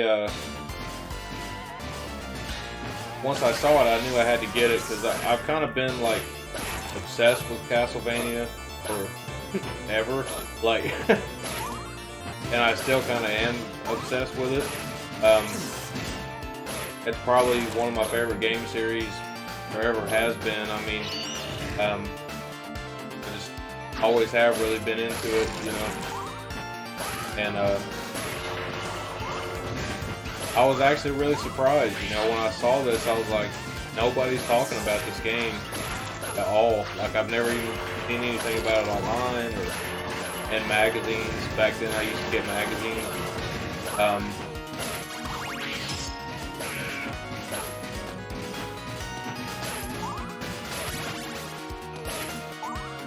But you know, the Wii Virtual Console was actually pretty damn awesome, you know, like, I remember even seeing like TurboGrafx 16 and PC Engine stuff, and at the time I had no idea what that stuff was. I was like, what the hell is this stuff? You know? Like, oh man. Fell down the hole again.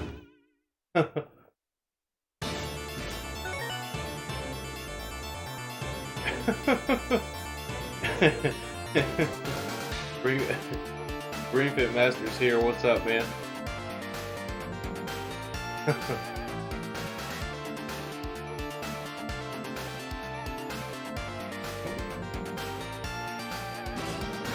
And Ring Fit Master is actually sending me a game as well, and I'll be doing a dedicated stream for him.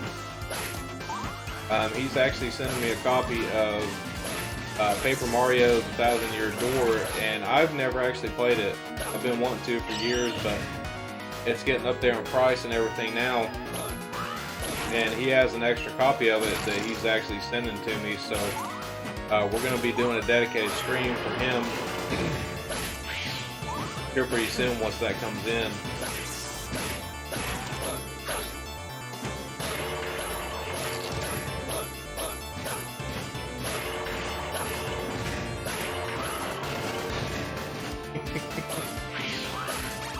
I'm just reading y'all's comments, man. That's pretty damn funny.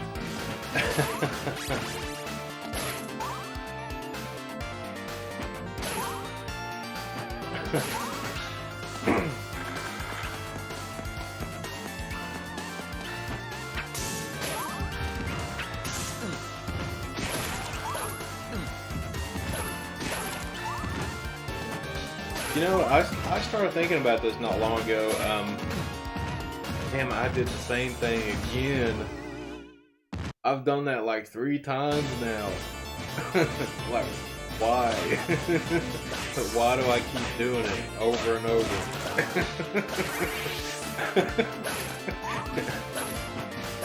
Anyways, I've been thinking about this for a while. I always actually really like the rail shooters on the Wii, you know, like the Dead Space Extraction, the Resident Evil games, and stuff like that. And I used to have the gun thing. I can't remember what it's called now, but I can't find it anywhere. And I don't know what I did with it. Maybe I got rid of it or traded it to somebody or something years ago. I have no idea, but I was looking for it and I was like, damn, I'd like to play some of those games. And I guess I'm gonna have to buy another one of those things. I can't even remember what they're called now.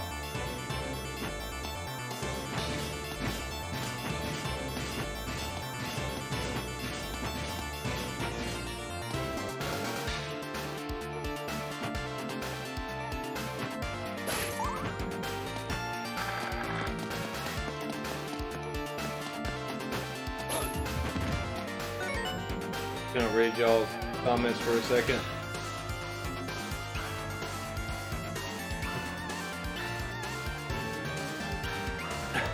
Alright, Ring Fit Master.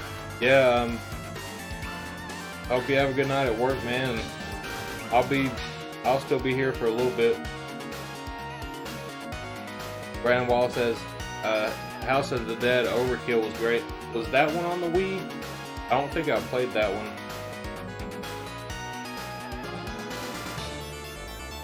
Brandon says the Nyko Perfect Shot is my favorite one. I don't know if I've seen that one. I might have had it one time. I know I had the It's like the official Nintendo. Was it called the Zapper? The Wii Zapper, maybe that's what it was called, something like that. I think it was called the Wii Zapper. I think you put your Wii remote in it like this, and you point it at the screen and hold it like a gun. Yeah, I used to have that thing, but I'd like to get some of those games again because I run across them all the time, like the Resident Evil ones, and every time I go to my retro store too, I see those in there and think about picking them up. Because I never actually had the Resident Evil ones, but I had a friend that had all of them, and I played them with him. And I had like Dead Space. And another game I really like on the Wii is Red Steel 2. I haven't played it in forever, but I picked up a copy of it probably a couple years ago, and I haven't even played it because I got it years and years ago when it first came out, and I played it to death.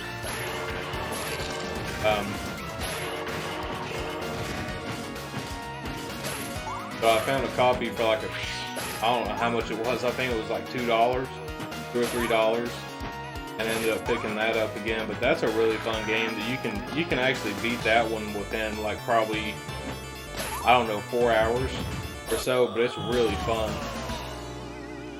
I keep on dying like right here in the same place.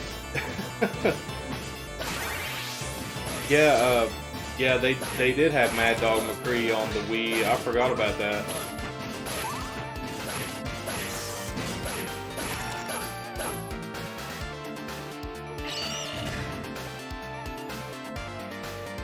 Yeah, I've got that Wii wheel thing too. I've actually got. Oh, I used to have them right over here behind me. I guess I'll put them in that big tote with all my cables and other stuff. I think I've got 2 of those. I got a white one and I got a gold one too because I have the gold. That glare is really bad, but if I hold it up like that, the gold Zelda one.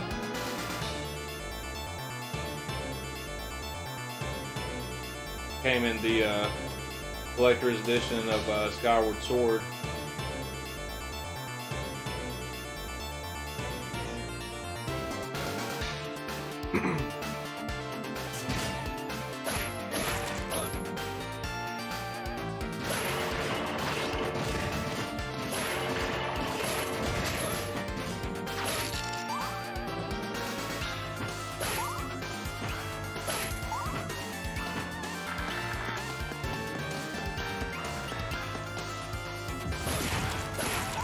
I know when Skyward Sword came out, I played that one to death.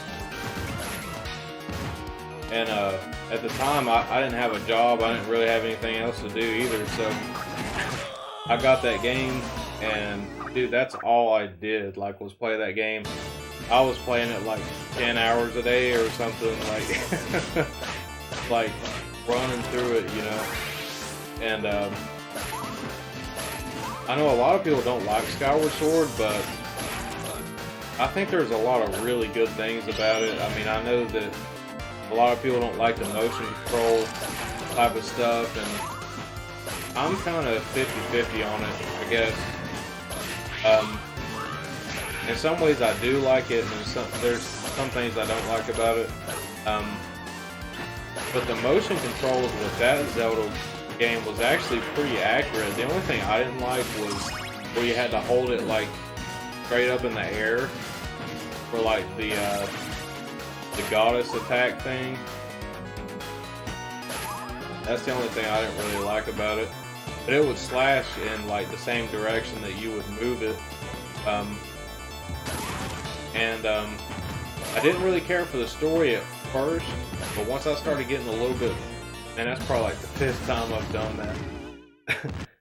But anyways, I didn't really like the story at first, but it was once I got a little bit further into the game and everything, like, I think that the story of that game is really good.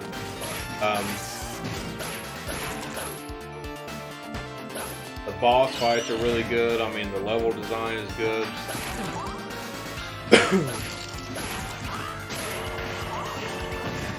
and it's not open world, but it's like kind of like segmented open world, I guess you could say.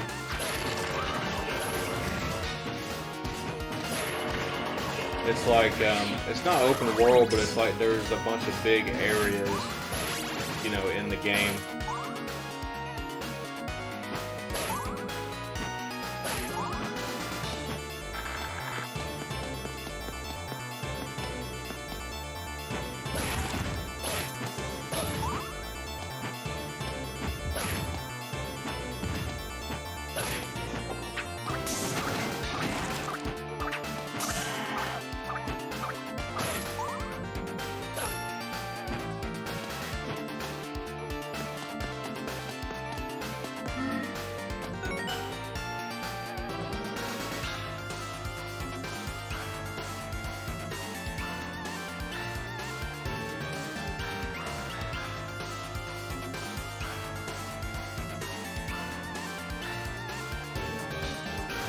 Just reading y'all's comments, I don't know if I've heard of those games either. Gunblade New York and LA Machine Guns. I don't think I've heard of those. Are those on the Wii?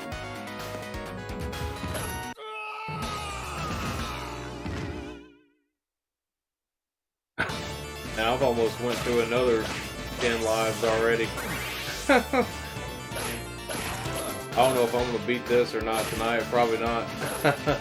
I might not get past this level.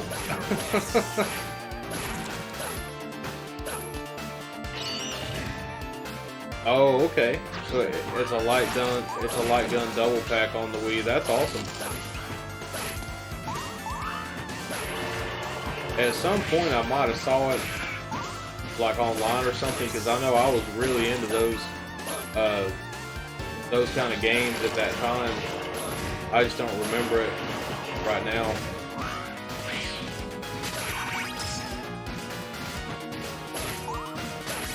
But you know, I don't actually have any Zapper guns for any of my consoles. I need to get them. Or well, I've got the PlayStation Move controller, but and that Killzone gun, but that's the only thing I have like that anymore.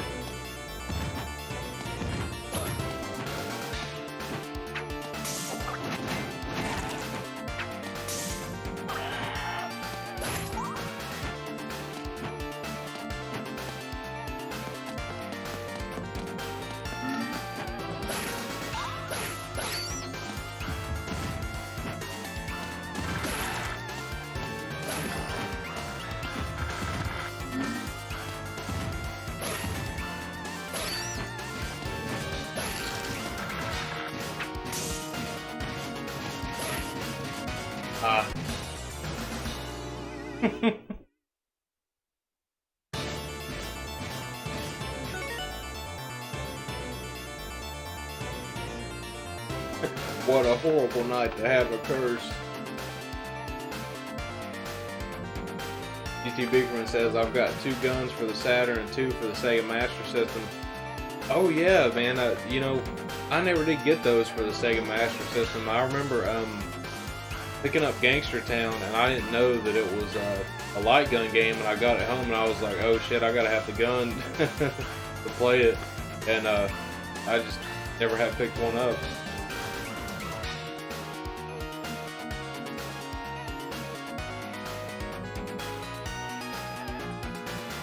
Dreamcast light guns have gotten up there. Yeah, I could imagine for anything for the Dreamcast like that. I could definitely imagine that one getting up there in price. I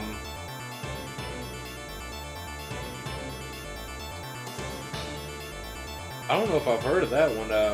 Brandon says, I really want to get the Tatsunoko versus Capcom fight stick that came out for the Wii. That's pretty awesome. I never knew that came out. I really want to get more import games for the Wii too. There's some shooters I want to pick up and Japanese exclusive stuff that we didn't get. And now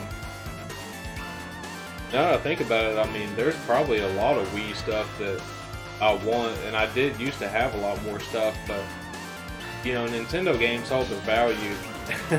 So I mean, I've traded in a bunch of stuff, you know, Nintendo games like that, just to be able to get like a new game system or, you know, new games that I wanted. Because I remember to get my Switch, I traded in, I think it was 9 Wii U games and 1 Xbox One game, and they had a deal at the time where they were giving you like 50% more trading credit. And so if you think about it that way, the stuff that I traded in was worth like $200 by their trade-in program thing. And so when you add that bonus on top of it, I got $300 for it. So I literally traded in like 10 games to get my Switch. And then I put like $300 more with it and got all the amiibo and the collector's edition Breath of the Wild and all that type of stuff. So there's a lot of Wii stuff that I want to get back. All the Wii U stuff that I traded in, I think I've got pretty much all of that back. There might be like one game that I still need to get back from when I did that a few years back. But I've got most of the Wii U stuff I want, except for like some of the really more obscure stuff, like you know, Devil's Third and stuff like that. And I've heard that game's not really that good anyways, but it still looks pretty cool. Like, I'd still like to play it and try it out.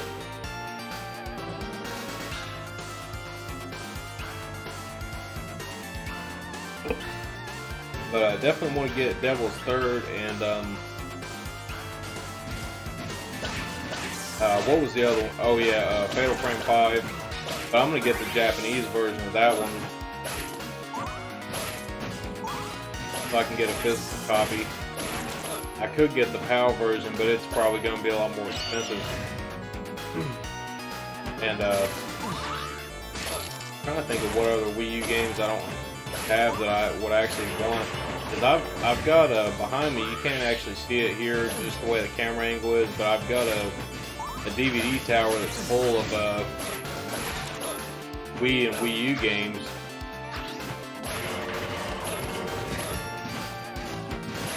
And it's completely filled up now. When I got Captain Rainbow a few days ago, it filled it up.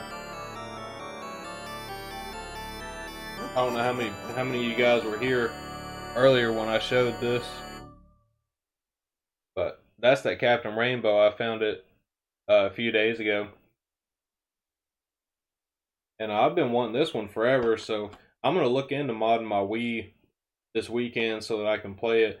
My original plan was just to get a Japanese Wii U, and then I wouldn't even have to worry about anything. You know, I could just play all my Japanese Wii and Wii U games on it, which I might still do that eventually, but there's a lot of benefits to modding a Wii, especially, you know, with the games like the one that I'm playing right now not being available for sale anymore, you know. So I think that will probably be the best thing to do. Mine's backwards compatible, and so when I start doing GameCube streams, I'm just going to use the Wii U since I have component cables and stuff like that for it.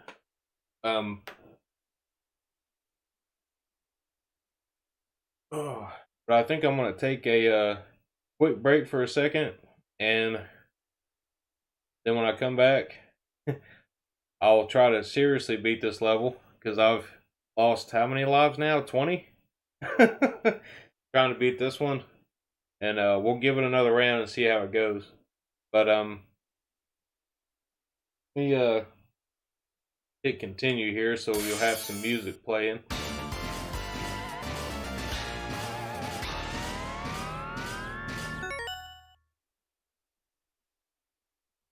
Wait, it doesn't play any music?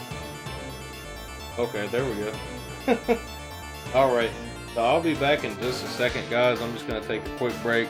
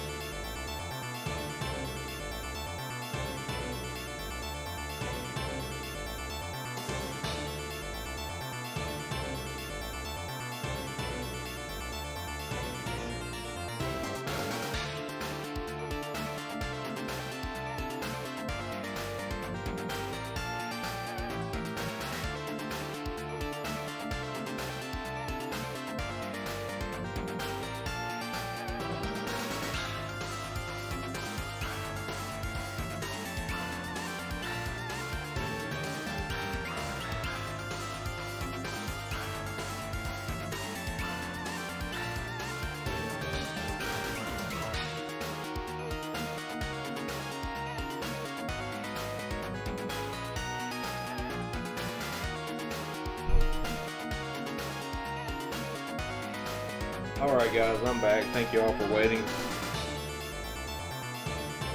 DT Biggerman says, pretty good Castlevania tune. Yeah, I like this one. It's this remix of, I can't remember what the track name is. It's in other Castlevania games. It's Miller time, yep. It's definitely Miller time. But I gotta say, man, I'm so happy with this setup that I've got right now. You know, being able to play this on my CRT, stream at the same time. I've got the live chat up right here in front of me on my big TV, so I can just see everything. And you know, right down here in front of me, I've got my laptop and the webcam. It's covering up some of the TV, but it's not a big deal. But there's gonna be some complications, I guess, from some things if I'm trying to stream in here. But I can still move everything outside like I was doing, but the lighting's not really the best in here, especially like if I move close like that. You see how it gets so dark, you know?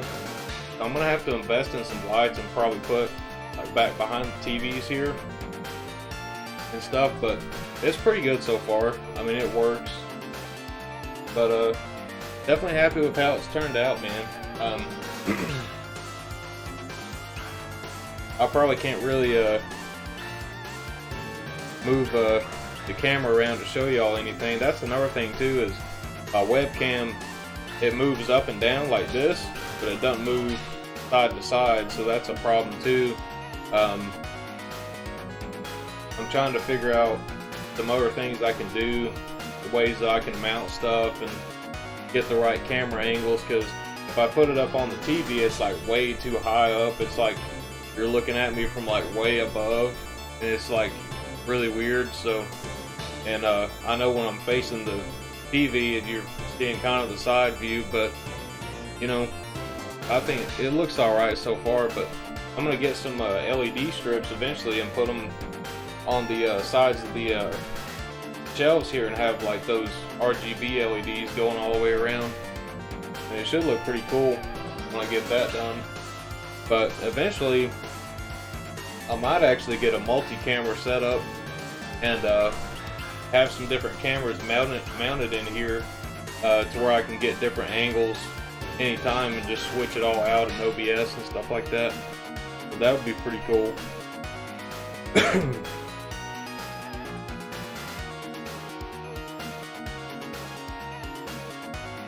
Daniel Epps here. What's up, man?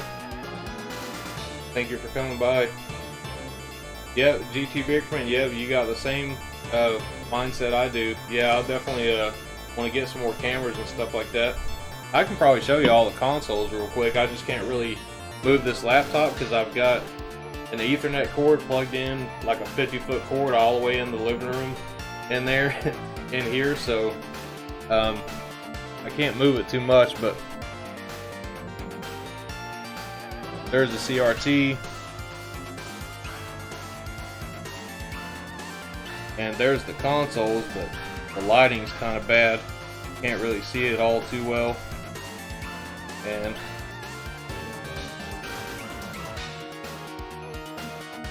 got the PC Engine down there. You can't really see it just because it's shadow above it. And there's microphone and laptop and the TV with the live chat on.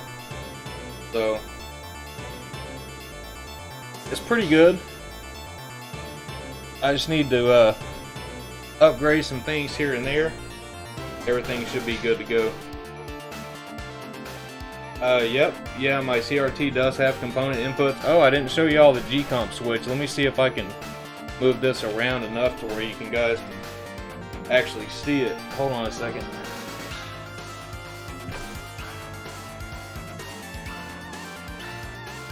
Yeah, you can't really see it that well. Let me get my phone out for like a flashlight. You guys can see it. But I got the green case on it, all the wires. You can't even see it because it's right behind the CRT. And then there's my component switch. composite switch, I'm sorry. And I've got all that hooked into the switch over here as well. So it's all hooked into over here. Hold on. That's the retro tink there. And capture card. The only issue I'm running into is since I do have some consoles that are only that can only use composite, I would probably just have to unplug the component output cable and just plug in the composite to the retro tink to be able to stream that stuff. But that's not really too bad, not too big of a deal.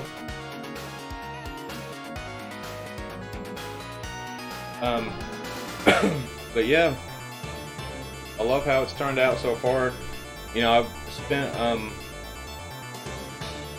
pretty much all last weekend getting all this stuff set up, you know, and everything. And I'm still learning stuff, you know, figuring out different things to be able to do. But yeah, really happy with how it's turning out. I'm gonna get I'm waiting on some more HD Retrovision cables. I got one of the SNES cables and two of the Genesis cables coming, because right now I've got my Saturn hooked up to it, and I could easily just change that cable out and hook up the adapter to my Genesis. But I got another Genesis cable coming for that, and then I got another Genesis cable for when I get my PC Engine Duo modded, and then I can use that cable with it, or the Core Graphics too.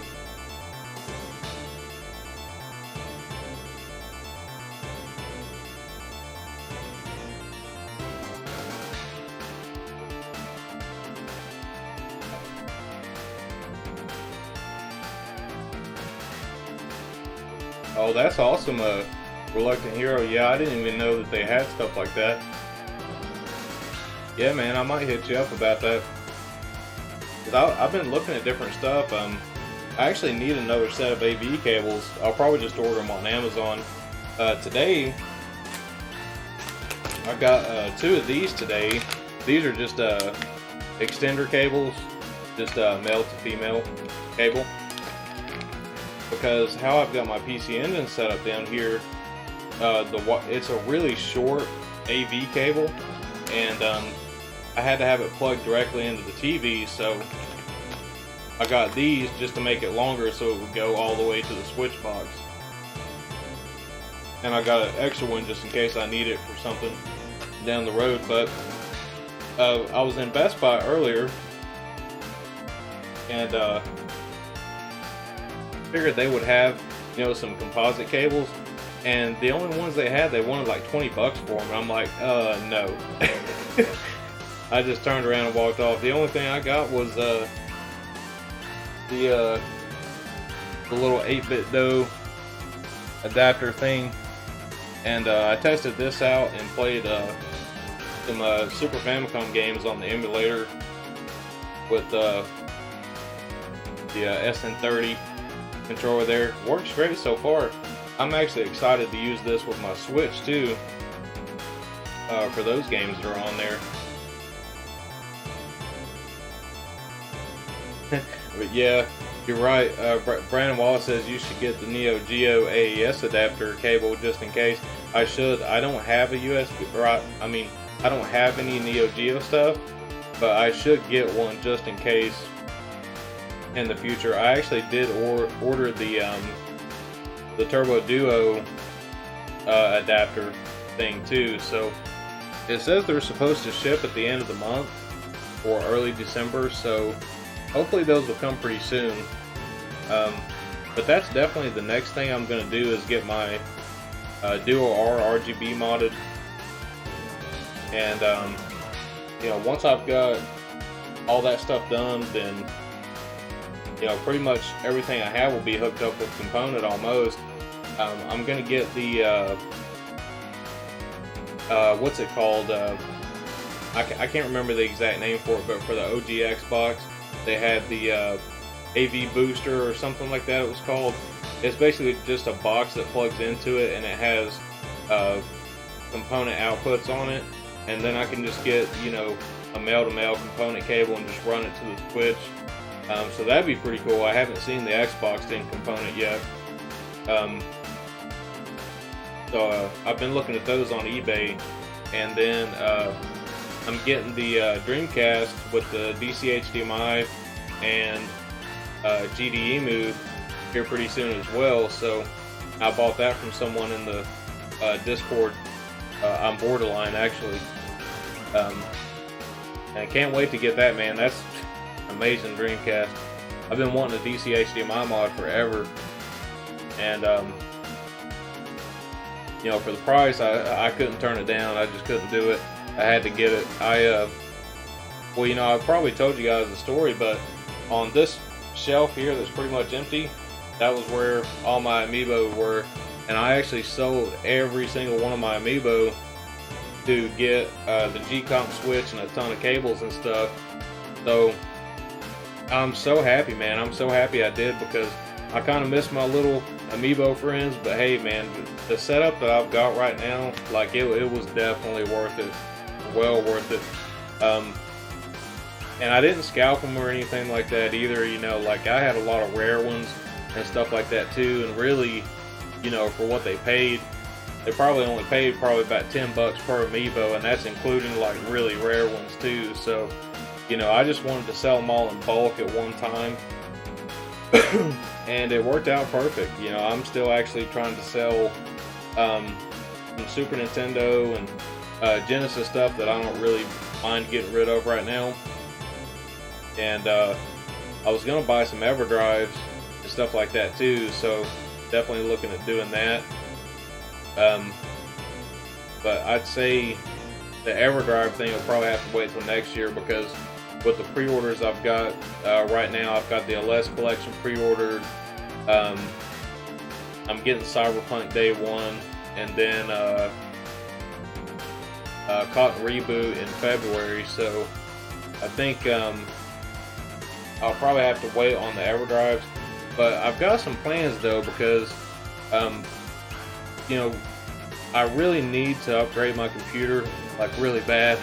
I need to either build a desktop or buy a pre-built gaming PC for streaming. I already have a few in mind, like pre-built ones that I would look for if I was going to do that.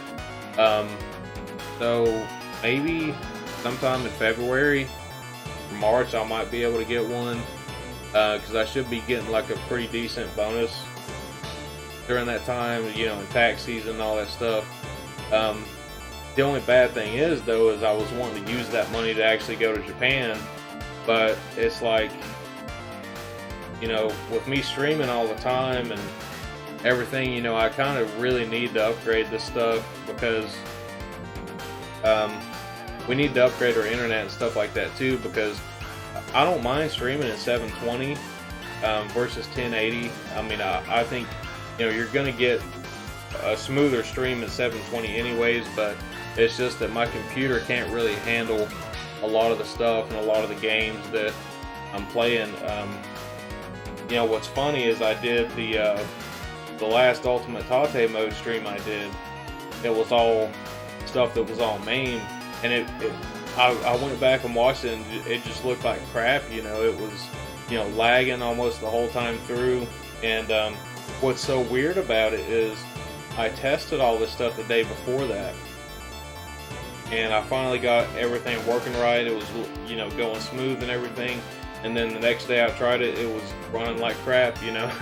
So, you know, I just gotta upgrade some stuff, and everything should definitely, you know, be looking a lot better. Hopefully this stream has been smooth. I know the last one too, even the PlayStation 2 stream I did was laggy at some parts of it.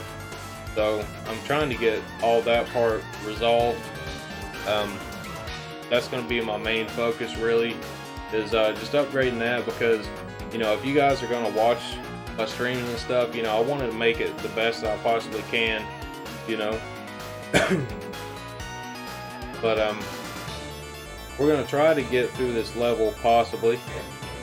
I don't know if I'm gonna make it, but I'm gonna give it one more round and let's see how we do. But I know that it was the next level that I really got stuck on and couldn't beat. I couldn't even get to the mid boss on the next level.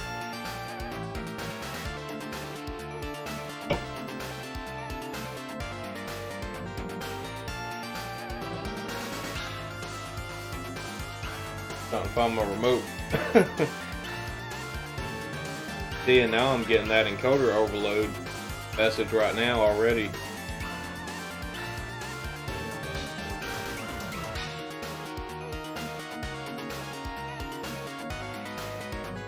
Alright, just reading y'all's comments for a second.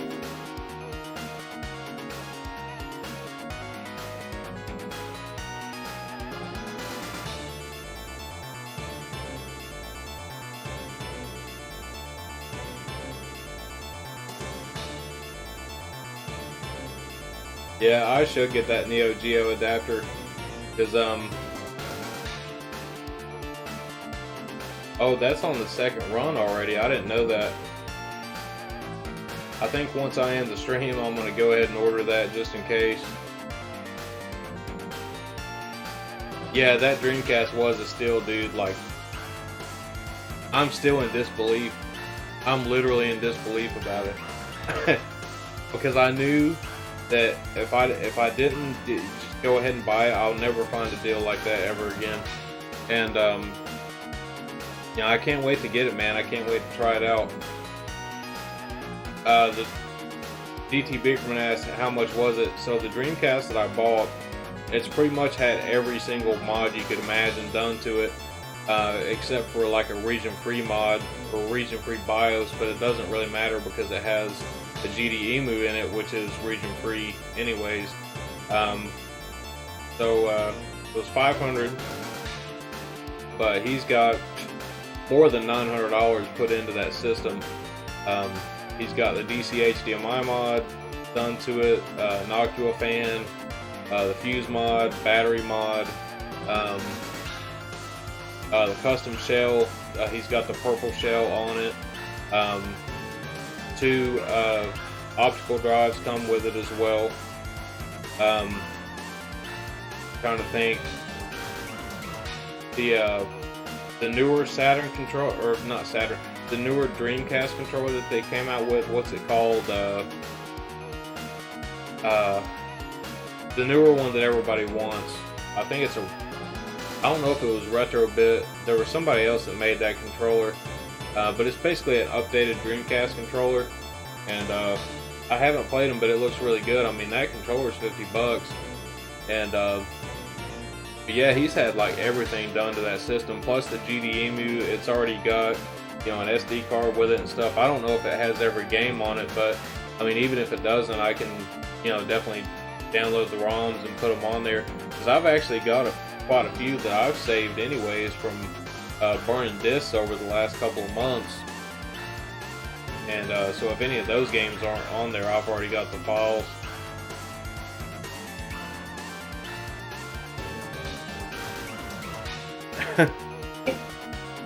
Yeah.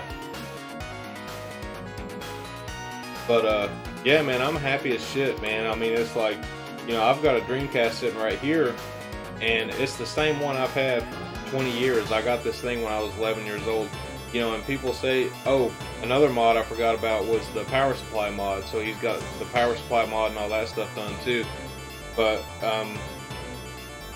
I know that the Dreamcast is supposed to be notorious for the port fuse going out, the controller port fuse. I've never had that happen. I've never had the power supply go out. I've never had any of that stuff happen. But I've heard that the power fuse thing for the controller ports goes out because if you have the system on and you unplug the controller and like put it into another port or something like that, that's what causes it to blow. I don't know if I've ever even done that to my Dreamcast because, you know, I've got multiple controllers, but most of the time I've been, you know, playing it by myself. So, I mean, I've never had any problems with it. I mean, I've probably never even had to clean the laser on the thing, honestly. Like, I mean, it's lasted me 20 years. But now that one, I do want to keep everything just stock on it. And maybe get a region-free BIOS, and that's probably it. Or, if I really wanted to, I could DC HDMI mod that one day and still be able to play it on, you know, the CRT or with HDMI, and have my optical disc drive in there to play games, because I've still got a bunch of Dreamcast games, and I'm still actually collecting for the Dreamcast. Jim's going to be sending me Dreamcast stuff in this box, this game box, coming up soon, and I should have that either today or tomorrow, hopefully, because I know he typically sends those on like a Thursday, Wednesday or Thursday, and then they usually get here, you know, on one of the days that I'm off from work. So I'll do another video about that, and that'll be a lot of fun. I can't wait to get that and, you know, unbox it and see what's in there. You know, I know he's going to be sending me a little bit of Dreamcast stuff, but it'll probably be an assortment, you know, of different stuff. But now typically, because I've only got 2 boxes from him so far, but he started all this stuff when COVID started. It was like right before COVID started. And so it was probably maybe, I don't know, 3 months or so before I got my first box. But there was a shit ton of games in it, and a lot of them were expensive too, you know, like expensive games. Now the last one I got that I made the video of, that was like a 2-month box, I believe. And there were still, you know, some expensive stuff in there. All those PlayStation 2 games that you sent, I mean, most of those were at least $50, you know. And it's a really good value. It really is. I mean, he'll stretch your dollar, you know, and that's why I'm making videos about it, because, you know, he had told me there's people online saying that he's not sending out good games, or, you know, they're just kind of saying stuff that's not true, you know. So it's like, I'm making YouTube videos anyways, and, you know, I've been watching him forever. He actually was one of the people that inspired me to actually start making my own videos. So, you know, that's why I'm doing these unboxing videos too, is because not only do I want to make videos, but I want to let people know that, hey man, he's sending out good shit. I mean, he's not, you know, sending out duds or whatever, you know. And I just I don't want people to think that about him, man. I mean, Jim's a straight up dude, you know, and he's sending out good stuff. I mean, but yeah, man, we'll be unboxing that one either tomorrow or the next day, and it'll be a lot of fun, man. I can't wait to see what's in there, because he's typically been sending me like a good assortment of stuff, you know, like PC Engine, Saturn, PlayStation 2, Famicom, Super Famicom, and I know this time for sure he's sending Dreamcast stuff in there, and you know, it's a lot to look forward to, man. You know, I mean, you look at eBay prices and, you know, try to find, you know, these type of import games and everything. I mean, it's just like, you're going to be paying a lot more than what it's worth, you know, and, you know, for somebody like Jim to be in Japan and be able to find these games in person and just offering the kind of service that he is, you know, you really can't beat it. I mean, you get an awesome random assortment of games for your console of choice, and I don't know, man, for me, I'm like a kid on Christmas morning. Every time I get one of those boxes, you know, it's just like, it's awesome getting one. And I still haven't even played all the ones he sent me, because I just got that PlayStation 2, so I've still got a couple more here that I gotta play, you know. But yeah, man, that'll be a lot of fun. And Reluctant Hero says he's getting one today or tomorrow. Yeah, man. And oh, okay, so GT Biggerman, he signed up for it too. I didn't know that you had signed up for one too. That's awesome, man. Yeah, I'm sure y'all get good stuff. And there's people, you know, even in the Kids Where You Can Discord and on Twitter and stuff, that post, the ones they've been getting, and I mean, they've been getting really good stuff too. I'm like, damn, I hope my box has them same games in it, you know, like. But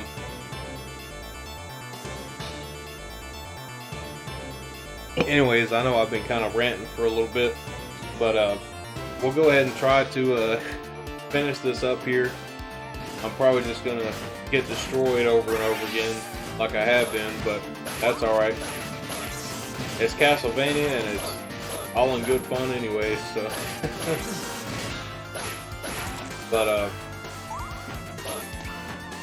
you know, it kind of gets me to thinking about like my Wii has not been plugged up since I moved here. I've got a big carrying case for it, and it was just sitting out in the garage, man, forever. And glad I finally got it hooked up again, man. I've been having fun with it.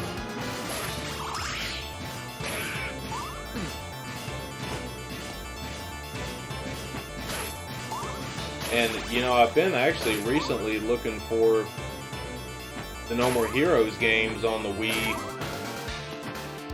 but it seems like they're getting really hard to find, and they're going up in price too, especially where, like, the new one's coming out, and people are wanting to, like, catch up on the story, I guess. And I know that the Switch just got some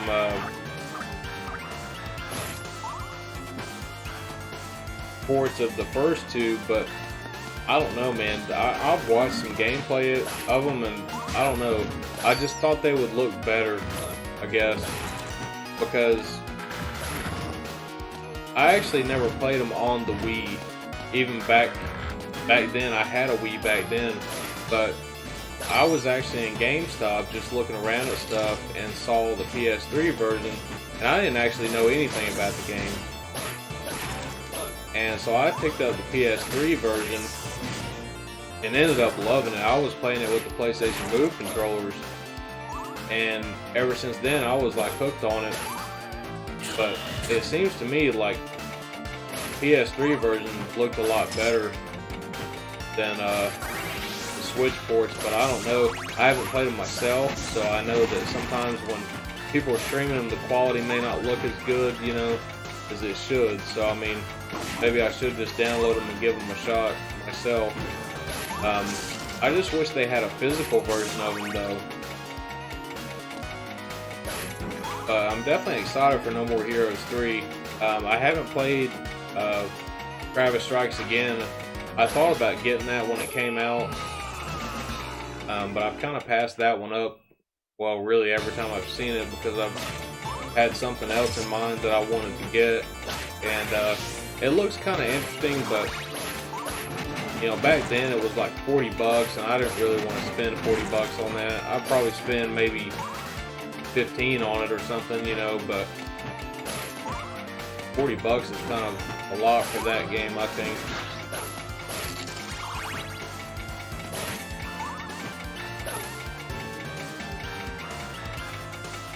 But I think next year for the Switch is probably going to be a big one, you know. We're going to have games like that coming out. Oh shit, I forgot that that's where that clock was. I didn't want that. But you know, we're going to get that. I mean, we've been waiting on Metroid forever. We've got Shin Megami Tensei 5 coming out.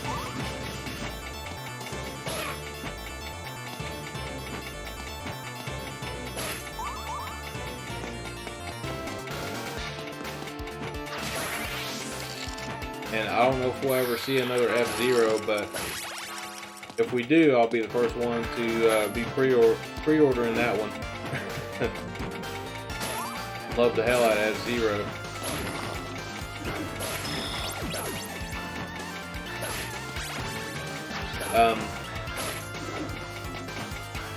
I'd say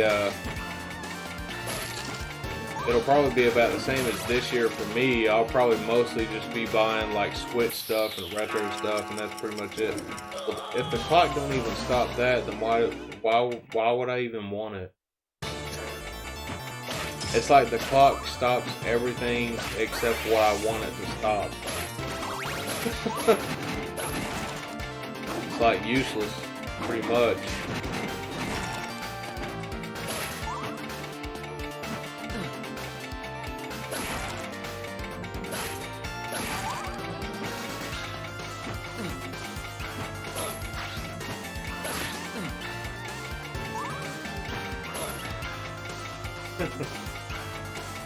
Oh man, I did it again.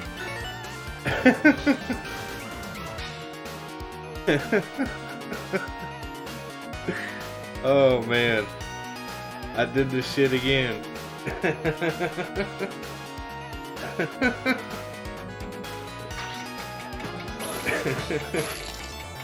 I did that earlier in the stream, guys. For those of you who weren't here, I did that same shit like an hour ago. I guess streaming it, maybe streaming it here is like kind of new for me or something, I guess. I don't know. Because I never had that problem before.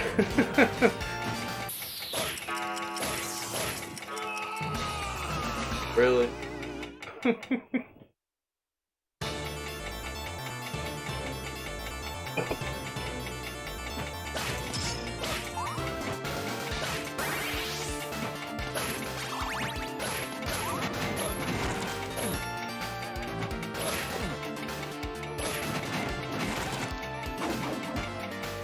I don't think I'm gonna get past this level tonight, but I figured I'd give it one more shot anyway.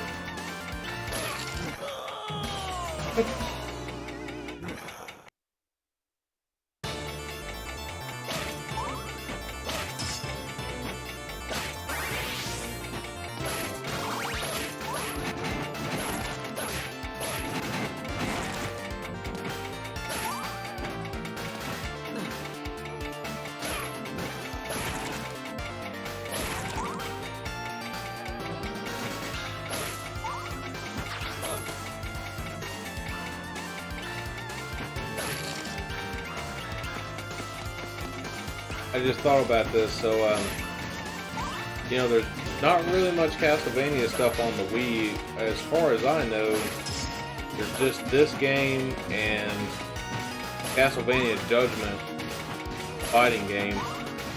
And I know a lot of people hate that game, and I'll admit it's really not the best, but I think if you're a big Castlevania fan,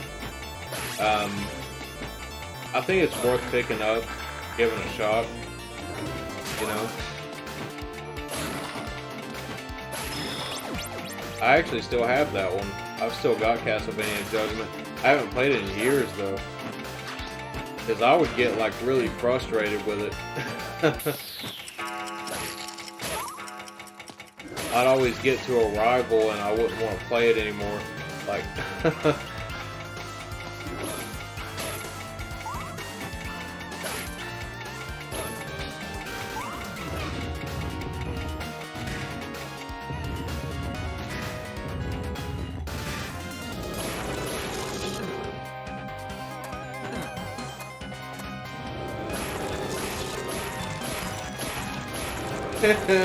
I did this shit on purpose.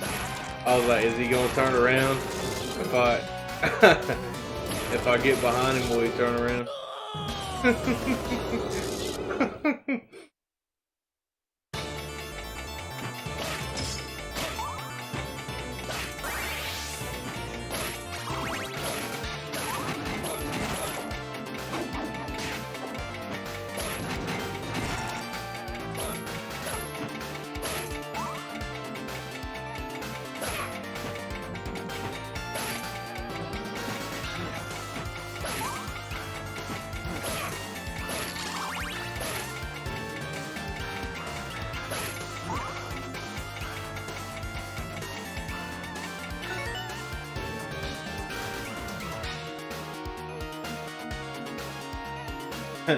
Yeah, Reluctant Hero. I used to do the same thing, man, when I was younger.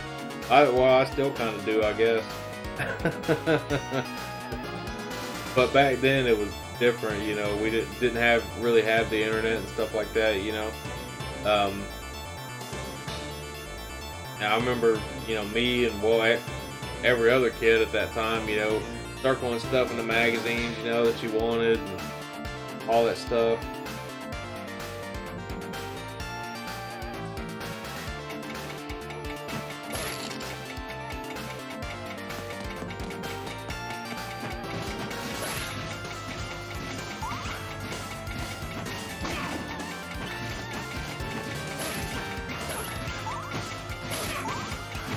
But I think when I get some more practice on this game, we'll definitely do another stream on this.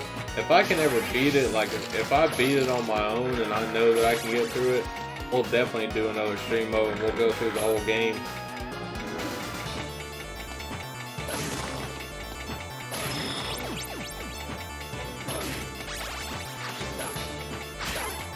I really like the DS Castlevania games too. And I haven't looked into it much, but I'd say it'd probably be hard to stream like DS or 3DS stuff.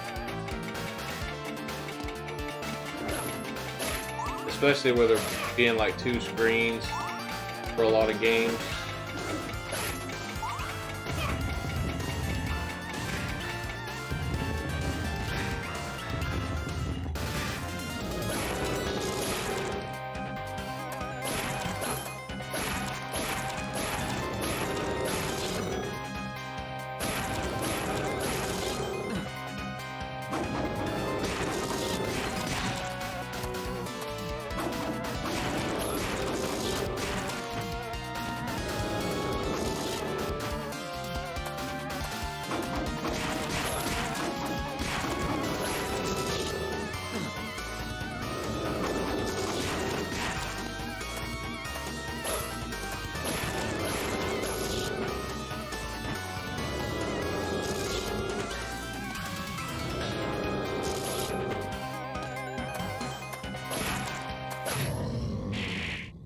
God damn, I can't even believe I beat it. Had 2 little health bars left.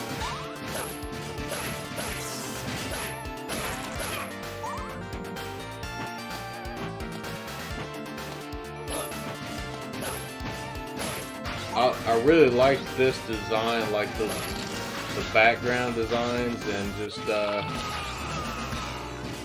the way this part looks is pretty awesome.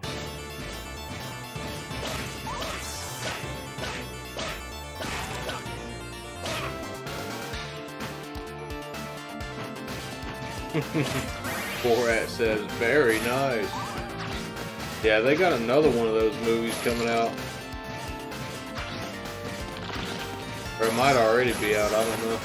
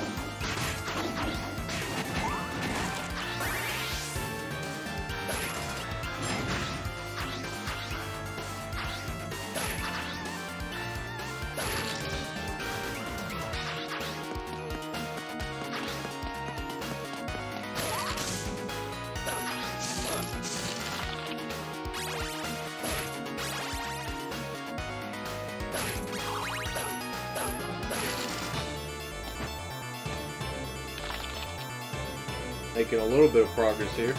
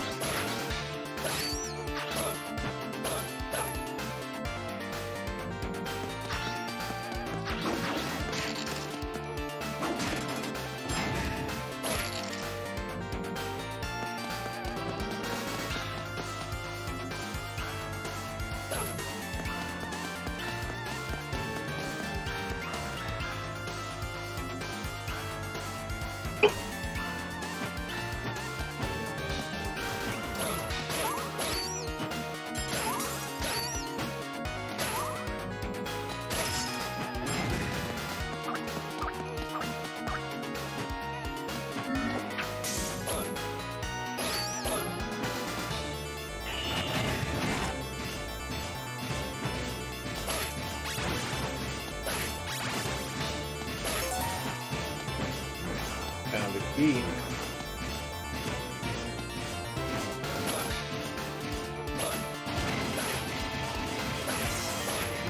Ooh. Wait, what hit? Oh. I guess I was trying to avoid them spikes, and I thought I'd already killed that dude right there. Guess I ran into him.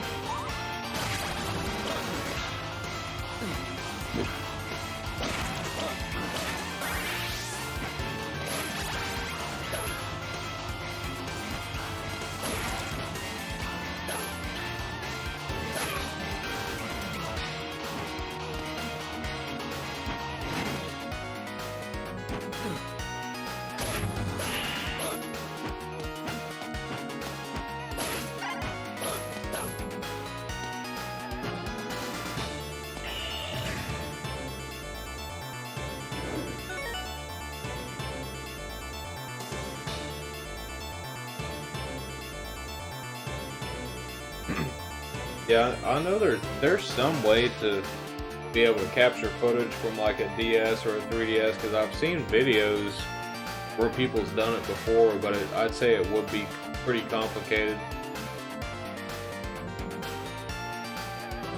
At least something like the PSP is not too hard, because they have, you know, like the component cable solution. I need to pick up some of those as well.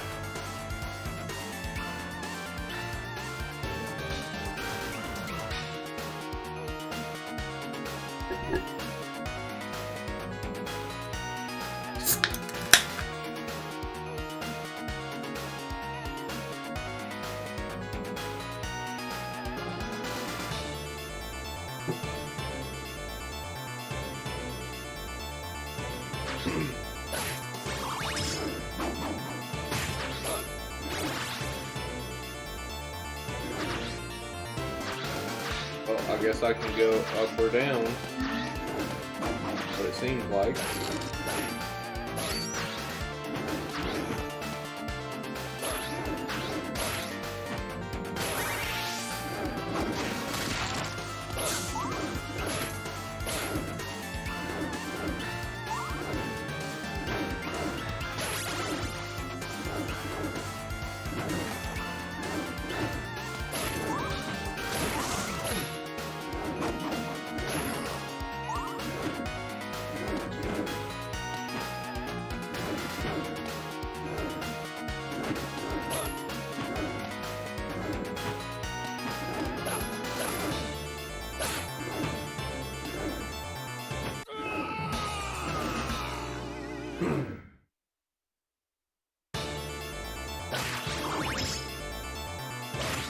I could go both ways. I could either go up or down.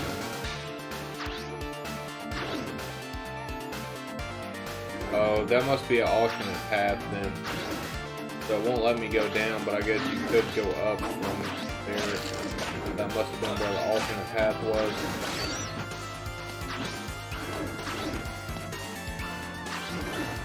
But I mean, this game has a hell of a lot of replay value, even just for that alone. You know, in the different paths. I don't know if there's multiple endings or not, but definitely a lot to keep you coming back, you know.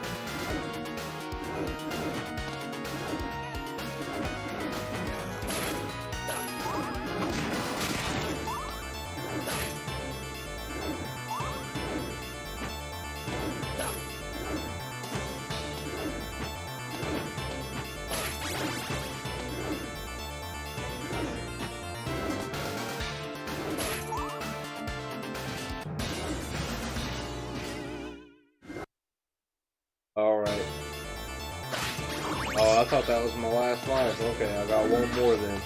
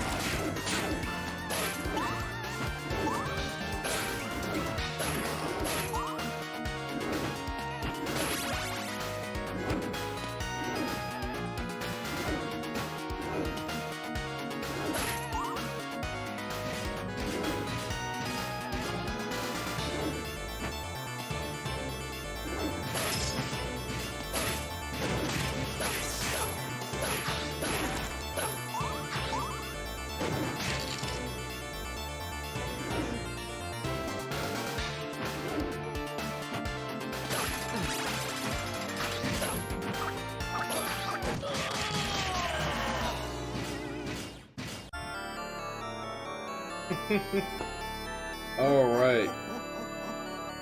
Game over again.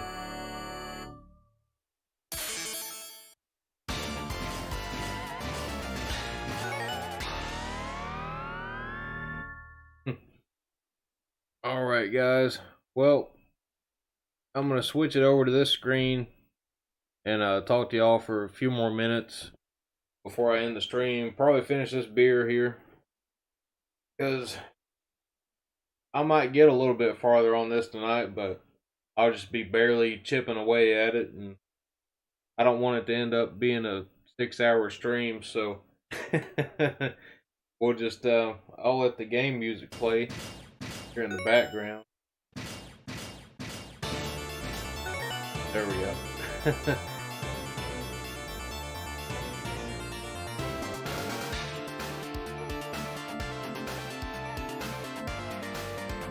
Yeah, that's pretty interesting. Reluctant Hero says there was a shop in Japan that was modding DS and 3DS units with a video out mod and matching capture software on PC. They've since closed up and sourcing the parts for the mod and someone. Yeah, that's really interesting, man. And I know they've been doing the consoleized GBA and stuff like that.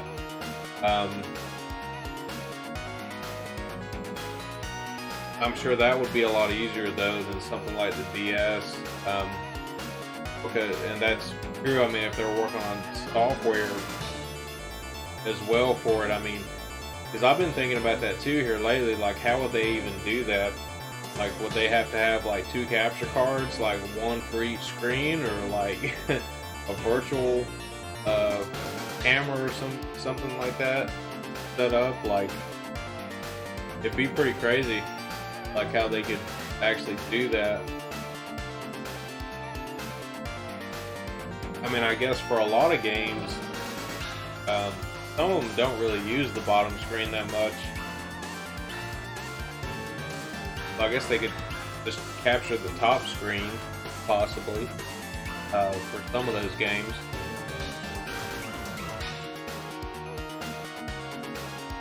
Yeah, a consoleized PSP would actually be pretty cool. I mean, it is cool that you can actually, plug it into TV though. That is one cool thing about it. I still need to pick up some of those component cables for that.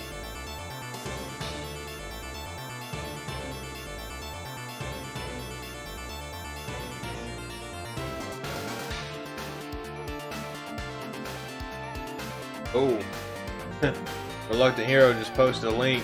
I'm going to click on that and save it. I'm going to watch it later after the stream.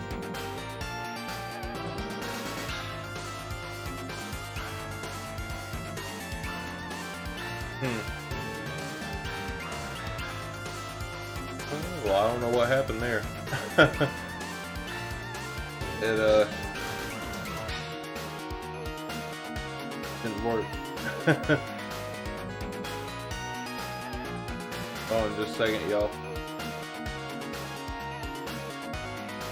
And something Something with my computer.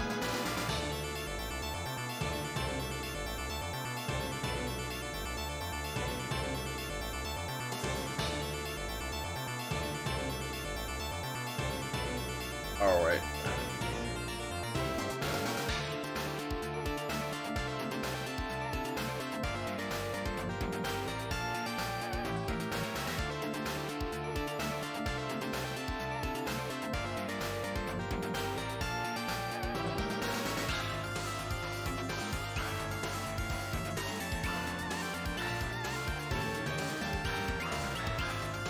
Oh, that's awesome, Brandon. I didn't know that.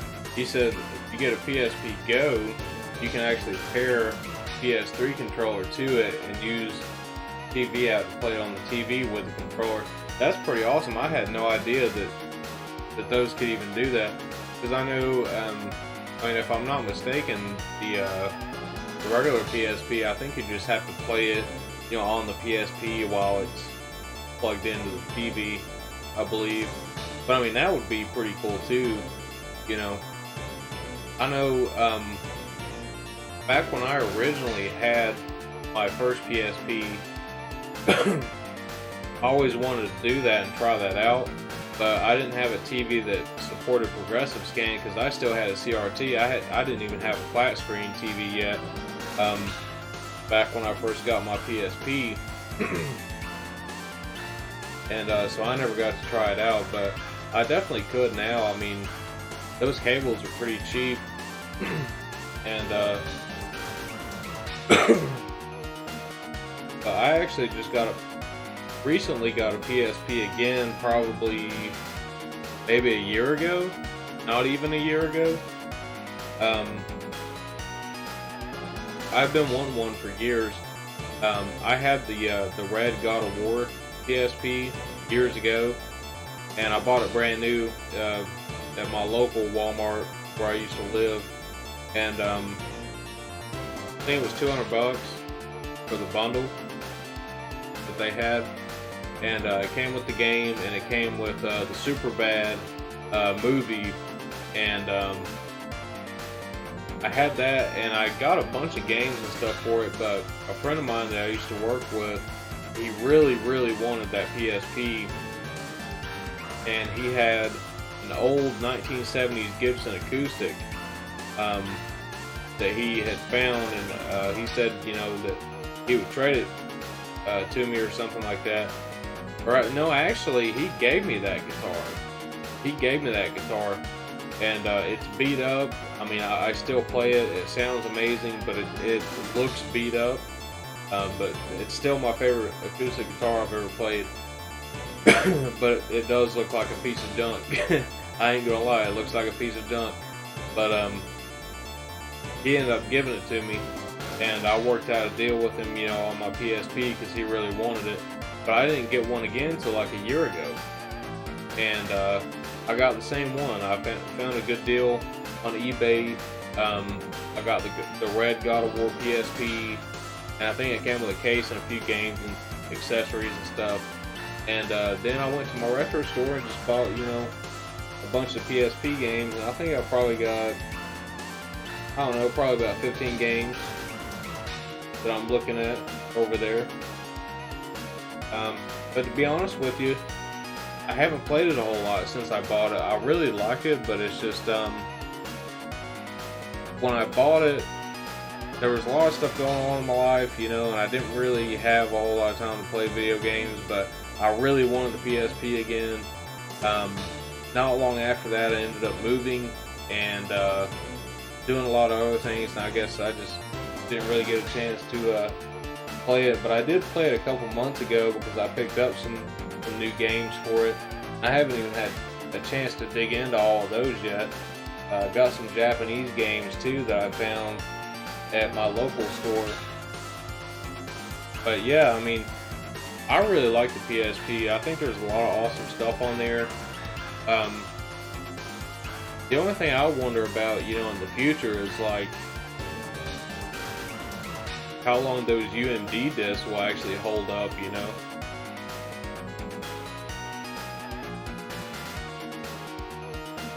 Because I mean, the cases on the outside can break, and they can get scratched up or disc rot just like anything else, you know. So I mean, who knows? Maybe one day we'll have some kind of solution for all that. You know, I'm just reading y'all's comments.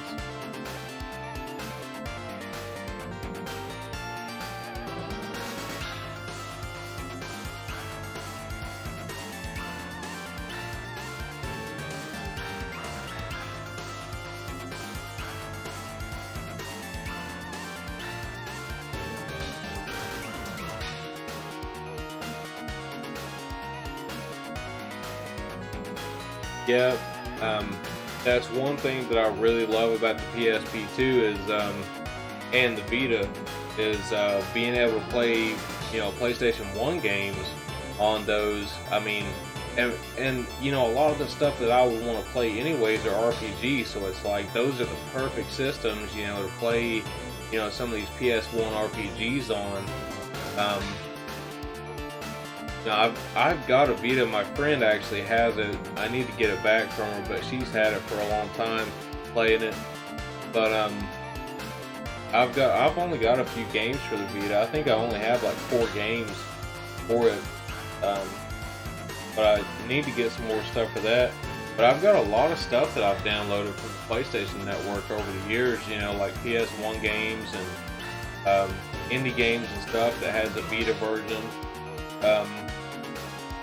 That you get for free, or like PlayStation Plus games or whatever that I can still download onto there. But I mean, that'd be awesome to be able to play those on it, because hey, you guys know me, this is my first inside stream. You know, I like to sit outside and, you know, drink beer and smoke cigarettes and, you know, play some games. So I mean, having a handheld, that's how I was doing it, you know, before I got that gaming monitor. And really the only reason I got the gaming monitor in the first place is because I wanted to play Tate mode games. You know, I didn't really care about the bigger screen. I just wanted to play, you know, stuff in Tate mode, you know. And for those streams, we'll still be doing those outside. I'm sure, you know, all the streams won't be in here, but it's a nice change of pace, you know. I like it. I think it's pretty cool. Having everything here, having access to everything, you know, like I don't even have to go anywhere. Like I can just reach over and grab a game or whatever, you know. So it's pretty cool, you know. Pretty happy with it. But yeah, I mean, you know, I mean, really, if you think about it, just all the stuff that I've got over like the last 2 weeks, that I'm still like kind of in disbelief. I mean, I got that G-Comp Switch and a shit ton of cables, still waiting on some of them. Got that red Japanese PlayStation 2. I got a 1-chip Super Famicom, and waiting on the component cables for that, of course. And then I got that Dreamcast coming, and you know, I just never really thought that all that stuff would happen like so fast. You know, within like 2 weeks time, I'm getting all this stuff. Like I just can't, I'm still kind of in disbelief about it, to be completely honest. But it's awesome though. I mean, I'm really happy with everything. I've actually got both of my PlayStation 2s hooked up with component. My US PS2 and my Japanese one sitting side by side. But I've got a third one on the way.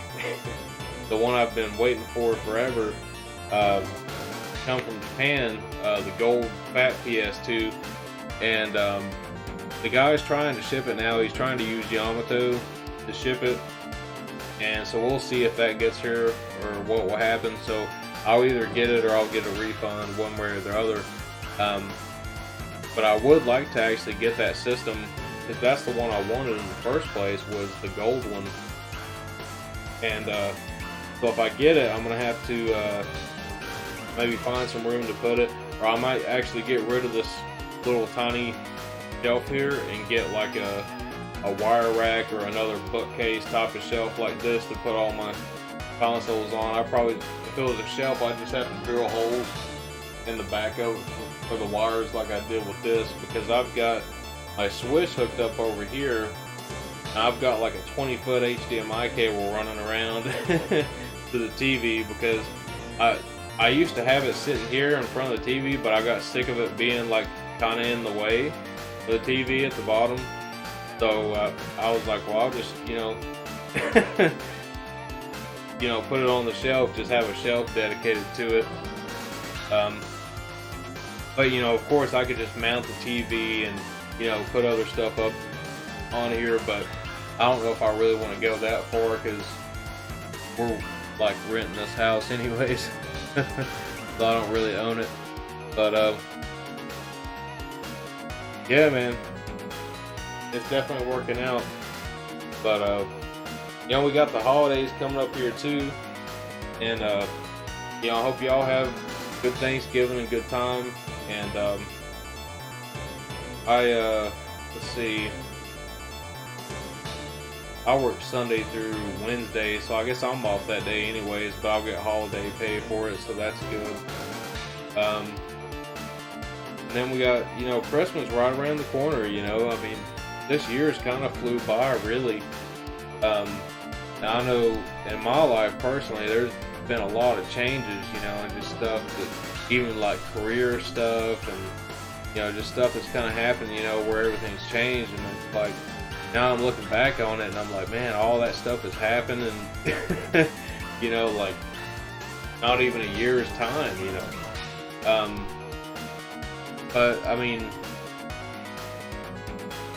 you know, really now I really think about everything, you know, it's like, I'm so happy that I'm actually able to do what I'm doing right now, you know, like, even just streaming and talking to you guys and just playing games and having fun and having a good time, you know.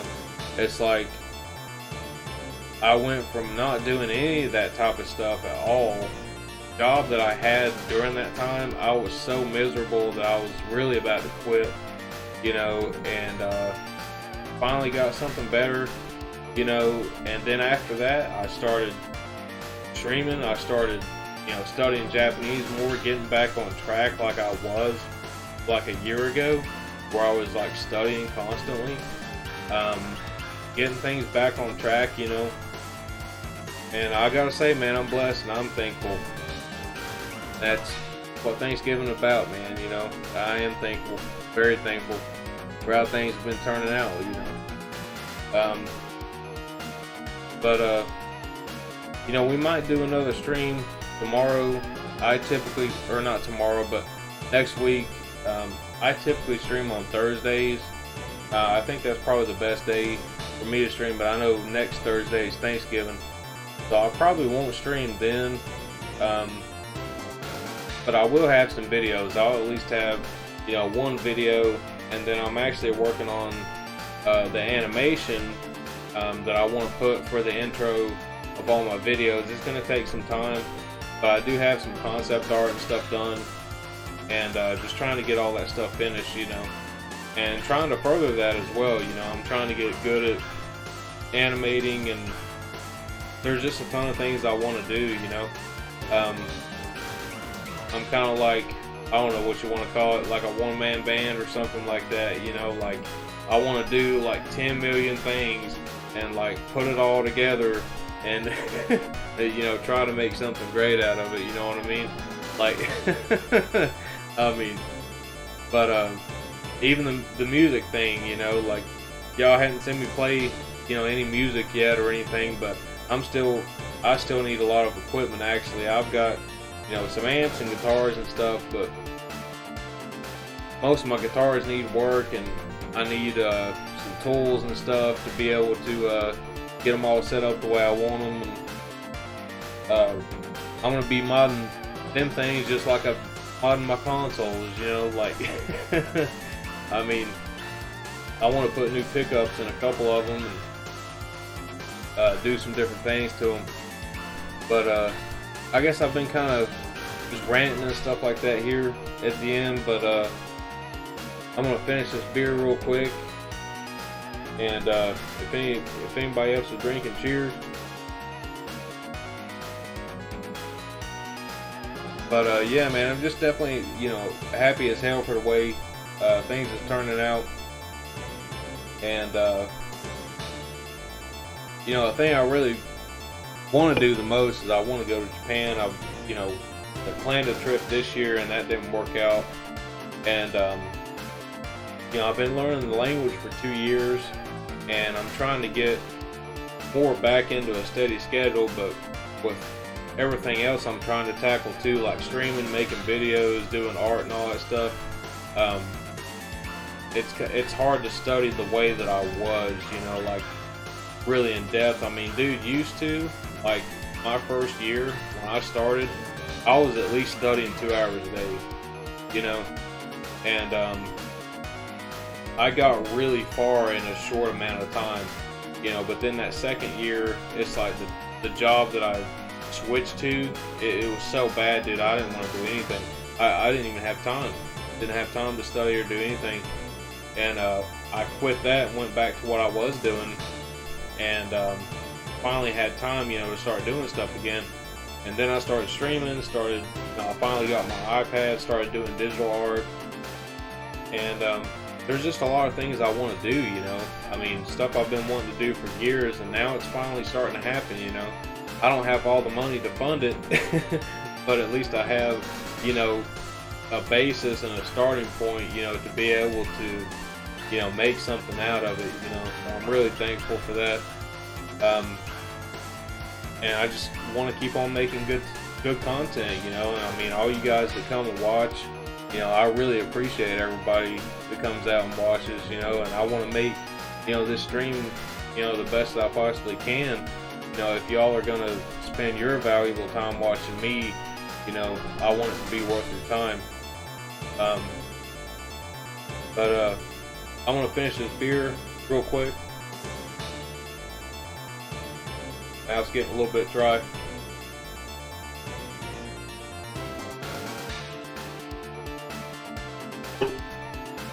But yeah, I guess I'll go ahead and end the stream here. I don't know if I'm going to stream anymore this weekend because I do have videos and stuff planned that I'll probably be doing. So, but it was fun tonight. You know, we got to play some Castlevania, the Adventure Rebirth, and I really like this game. And I know some other people have said in the chat, you know, it's really unheard of, underrated. You know, don't get enough love and everything like that. And I agree. You know, so I want to keep on playing this one too until I beat it, you know, and give it the attention it deserves, because I've had it for too long without beating it, so I need to keep on grinding until I finally do. But yeah, man, I appreciate y'all coming out, and I don't know if I'm going to stream this weekend or not, but you know, if I do, I'll definitely, you know, post a link in the Discord or on Twitter and things like that. But again, thank you all for coming out, man, and I hope y'all have a great night, and I'll definitely be back soon with some more videos and some more streams. Alright guys, you have a good night, and I will see you soon.